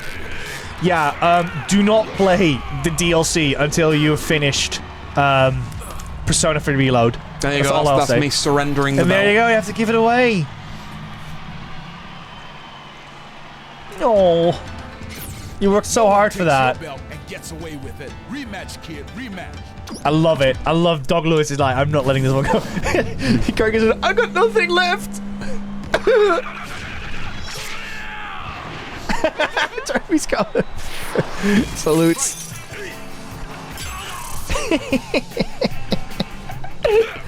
That was well timed. I got nothing left. Blooming neck. Oh, that timing. My office is a furnace. So I really need to get out of here before... but I will leave a lurk. No worries, Sleepy Dan. The lurk will definitely be appreciated because we are trying to get partner. So any like people that would lurk, that would be massively appreciated. But yes, please go cool down. That sounds awful, awful. And hopefully one day you'll be able to like, you know, invest in an aircon or some sorts.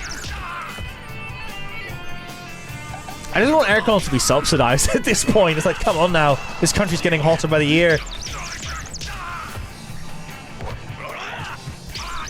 I was looking at the life bar. I was like, yeah, you almost got him. And I was like, oh no, that's your life bar. Yeah.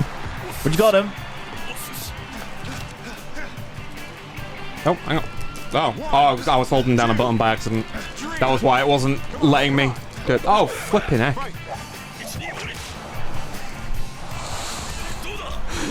Oh, God.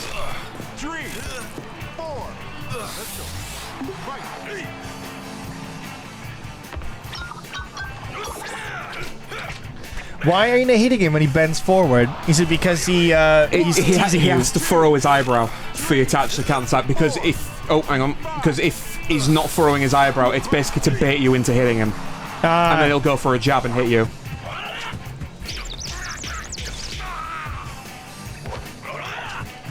Nice.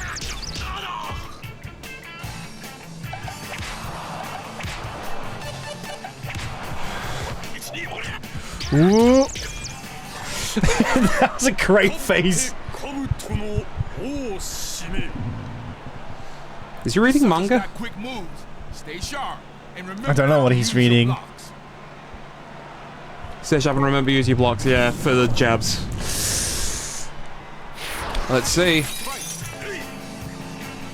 To be fair, you've also done this for like 2 hours straight, so it's totally acceptable that you're a bit like, oh, for it now.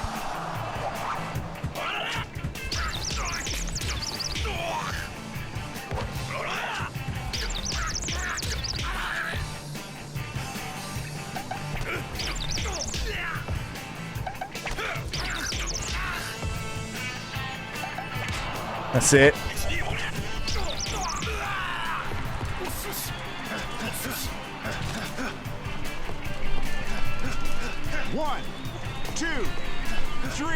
I keep realizing like I'm so focused, like I keep going out of the frame. It's okay. We'll just zoom out a little bit if need be.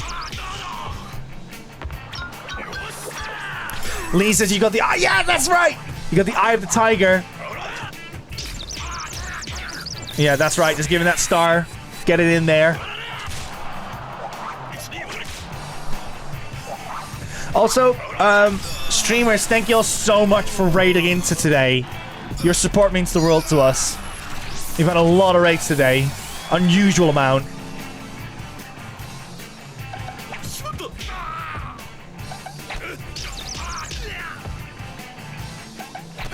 Isn't George amazing at this game, buddies? He's doing so well.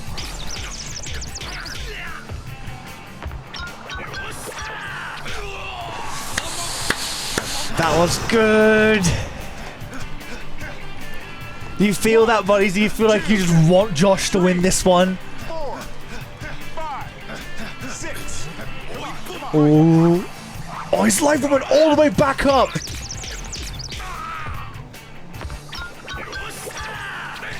No. Oh, no. No. I can do this. I know I can do this. Yeah, I believe so. I'm getting his pattern down. We are going again. I don't care about your celebrations. You're going down. 𝐒𝐏𝐄𝐂𝐈𝐀 says the way I'm physically wincing every time he gets hit. Exactly, you got it. It's like, it's as much fun to play it as it is to watch it, because I will never forget. It's one of my favorite memories about this game, where we used to have on our a previous place that we used to live, you have like a group of 5 people. I was the only one that played Punch-Out on Wii before, and I just remember all of us just sitting together, fighting against these fighters, and just like everyone was rooting for Little Mac and trying to win and stuff. It was so much fun to see people coming together for that enthusiasm.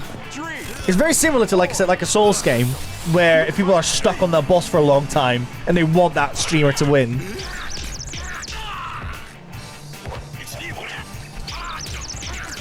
I love that he just like froze. He's like, "Oh no, I messed up. Yeah, I goofed."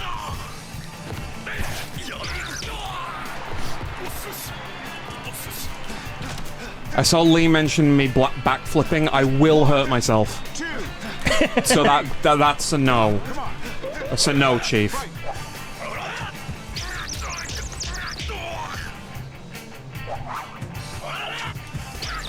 Well done.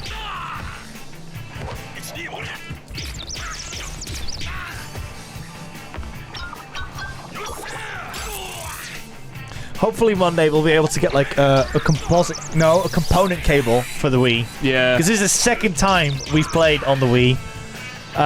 The only reason why we didn't get it for this stream was we found one, but the price was very, very unreasonable. Yeah. And it would take a month to be here, which was when you requested the game. I was like, yeah, we'll just wait. Right, we're full health again. Ooh, okay. If anyone has Nintendo Switch Online, I'm pretty sure you can play... Punch-Out is on Nintendo Switch Online, right? I'll look it up quickly. I know that Super Punch-Out is. It must be. Probably not Mike Tyson's Punch-Out. Hey, did you eat some of my chocolate bars? No, I didn't, Doc Lewis. Okay, I can't really find it immediately.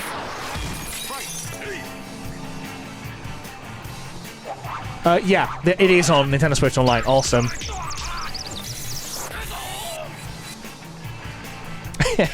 Yeah, I'll tell you. This is a massive... Look at how big it is. Oh, wrong way. There you go. Look at how big it is. It's massive. You can easily do a backflip here. Right, Liam and Rosie? No biggie.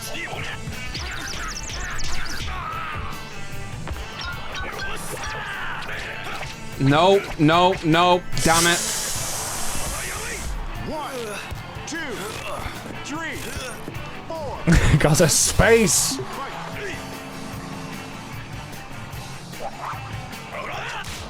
Oof.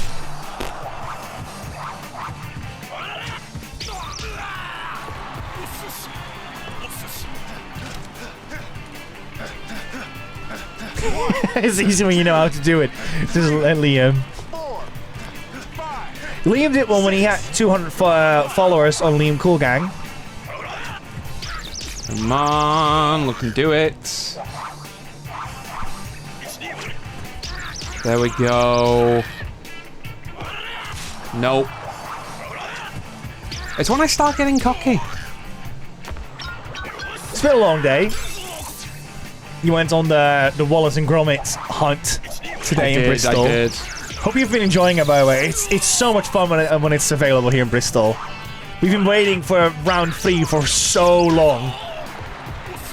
This is round 2 was in like 2018, I believe. Oh wow! But yeah, I mean the pandemic obviously delayed quite a bit, but it was probably more of a case of like trying to find the right moment to strike. 7,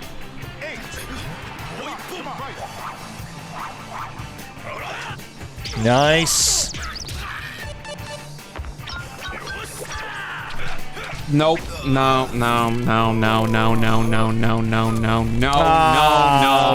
Well done. A valiant effort.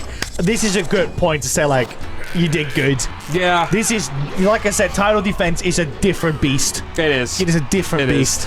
Like, back when I played this game religiously, I could have probably done that first try, but... Remember, you just came back on the saddle for, like, how long ago, right? Years. Yeah, Probably over a decade by now. Yeah. Over a decade. I think we've done pretty well. You're going to say that more, the older you're going to say that more in your life, and it's scary. And it's like, oh, it's been decades since I've done this. Right, I'm going to go to webcam. Josh, thank you so much for joining us. Thank you for having me. On BuddyGames today. Thank you for having me. What do you think of Punch-Out? I love it. Like, even playing it after all these years, it still reminds me. Hand it over to you. There you go. It still reminds me of why I love it so much. Such a fun arcade-style action. It's infinitely replayable because you can do it in such short bursts. A lot of games don't really have that pick up and play nature where it's just like, oh, I've got like half an hour free. What will I play? This is a great game to play. Yeah. You can get through a few fights, actually make a decent amount of progress in the game in the space of half an hour, which I really, really love. Yeah, I'm reminded of why I love this game so much. So thank you very much for having me with this. No worries. I love it. It was your suggestion, and I couldn't be happier when you suggested it. I love this game. It wasn't already obvious at this point. And yeah, I'm hoping that we've convinced more buddies to support anything Punch-Out if it ever comes out. I want to see another Punch-Out game. It's been forever. Absolutely. We can both agree on that. So, was it before we move on? Josh, I'm going to give you a quick shout out as well. Oh, thank you. Let me just do that quickly. Why am I doing it? I could literally ask someone. Josh, you're streaming yourself as well. I am, yes. Where can people find you, and what are you doing on there over there? So twitch.tv/jeyjeydub, jeyjeydub. Currently doing playthroughs of Final Fantasy VI and also Paper Mario, where we're switching things up for this month because Gamescom is coming up on Tuesday, so the opening night live showcase, the plan is to just stream that and, you know, have a good time hanging out with people and just see what gets announced. And my birthday is this month as well, so I won't be streaming on my birthday, but I'll be doing something for my birthday. And I'm also planning one of my follower specials because I reached 450 recently. Congrats! And the plan for that is I'm going to show off a bit of the wrestling fan in me and do a bit of a ranking of WWE's WrestleMania events. Ooh, okay. That's basically like their big show of the year. So I'll be doing a bit of a ranking of that, a bit of a tier list, and just see like what are the good ones, what are the bad ones. Spoilers, a lot of the earlier ones are very bad and they do not age very well. Well, obviously the budget's got much bigger and stuff as well. And also the wrestling style in general was not very good back then. It was all about like all comic booky and just showing off all the big muscles and all that instead of actually like having something that's fun to watch in the ring. We've also got, let me just grab them quickly over here. Please do the thing, please. It's not doing a thing. Right, I got this. Lee was on it as well. Now we've probably made the bot shy. But neither of them work. Hold up, no one type anything. None of them are working. Oh my god, is BuddyBot down? It shouldn't be down. Okay, well,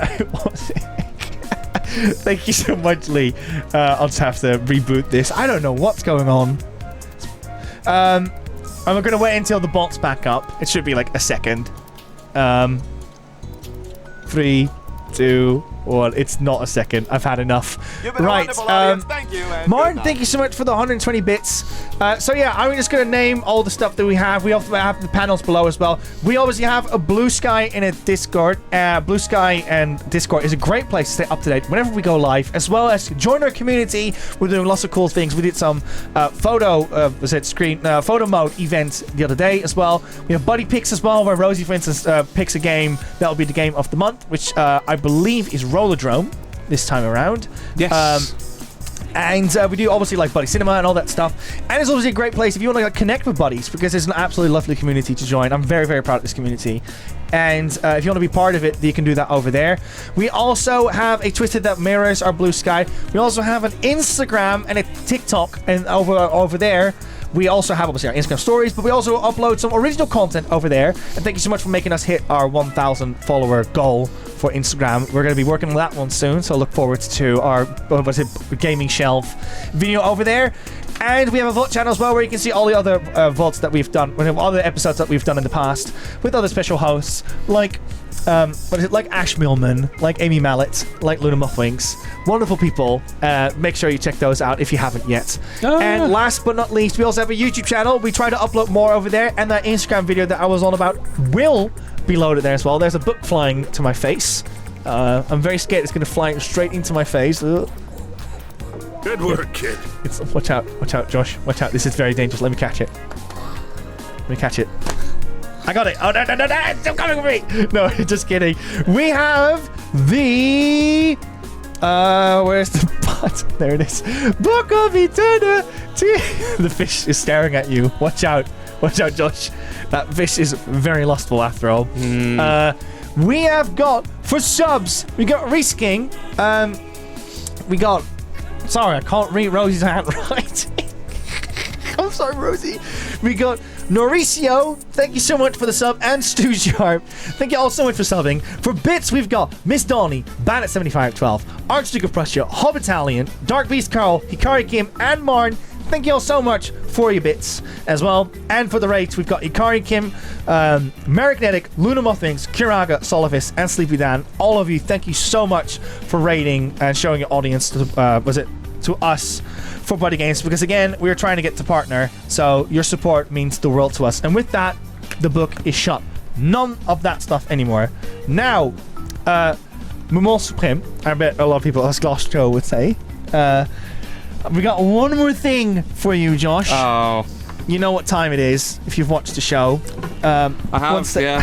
I've seen the guest streams before. Here we go. We've got a wonderful little thingy for you that we would love to gift to you. So have a look and see what you think over there. Of it. Okay. Oof. What could it be? It's so weird that I'm opening one of these now, because I've seen them be opened so many times.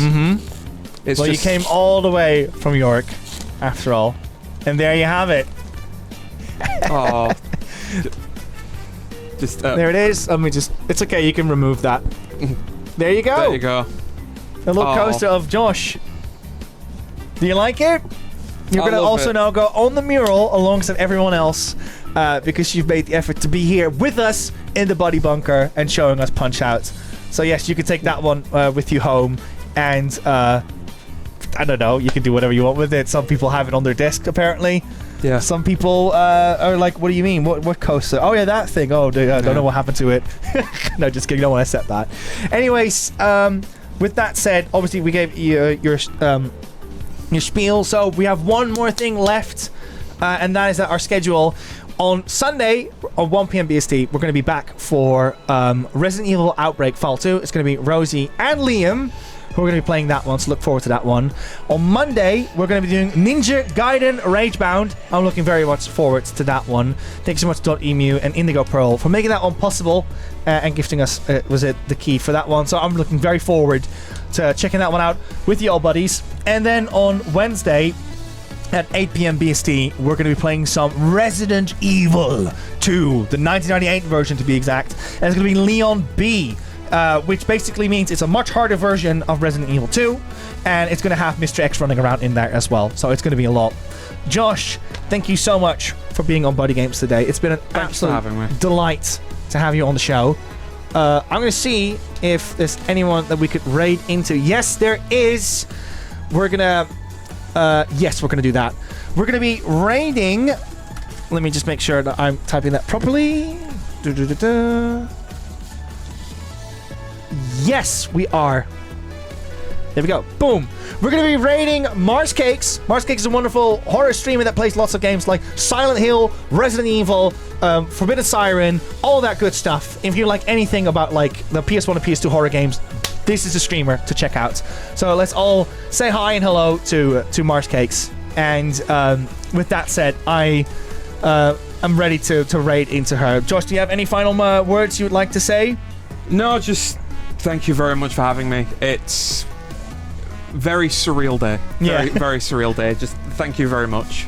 No worries. Yeah, we'd love to have you on the show again at some point. But yes, I'm going to raid in now. Buddies, thank you all so much for checking out today, and we'll see you on Sunday for Resident Evil Outbreak Fall 2. Bye, everyone!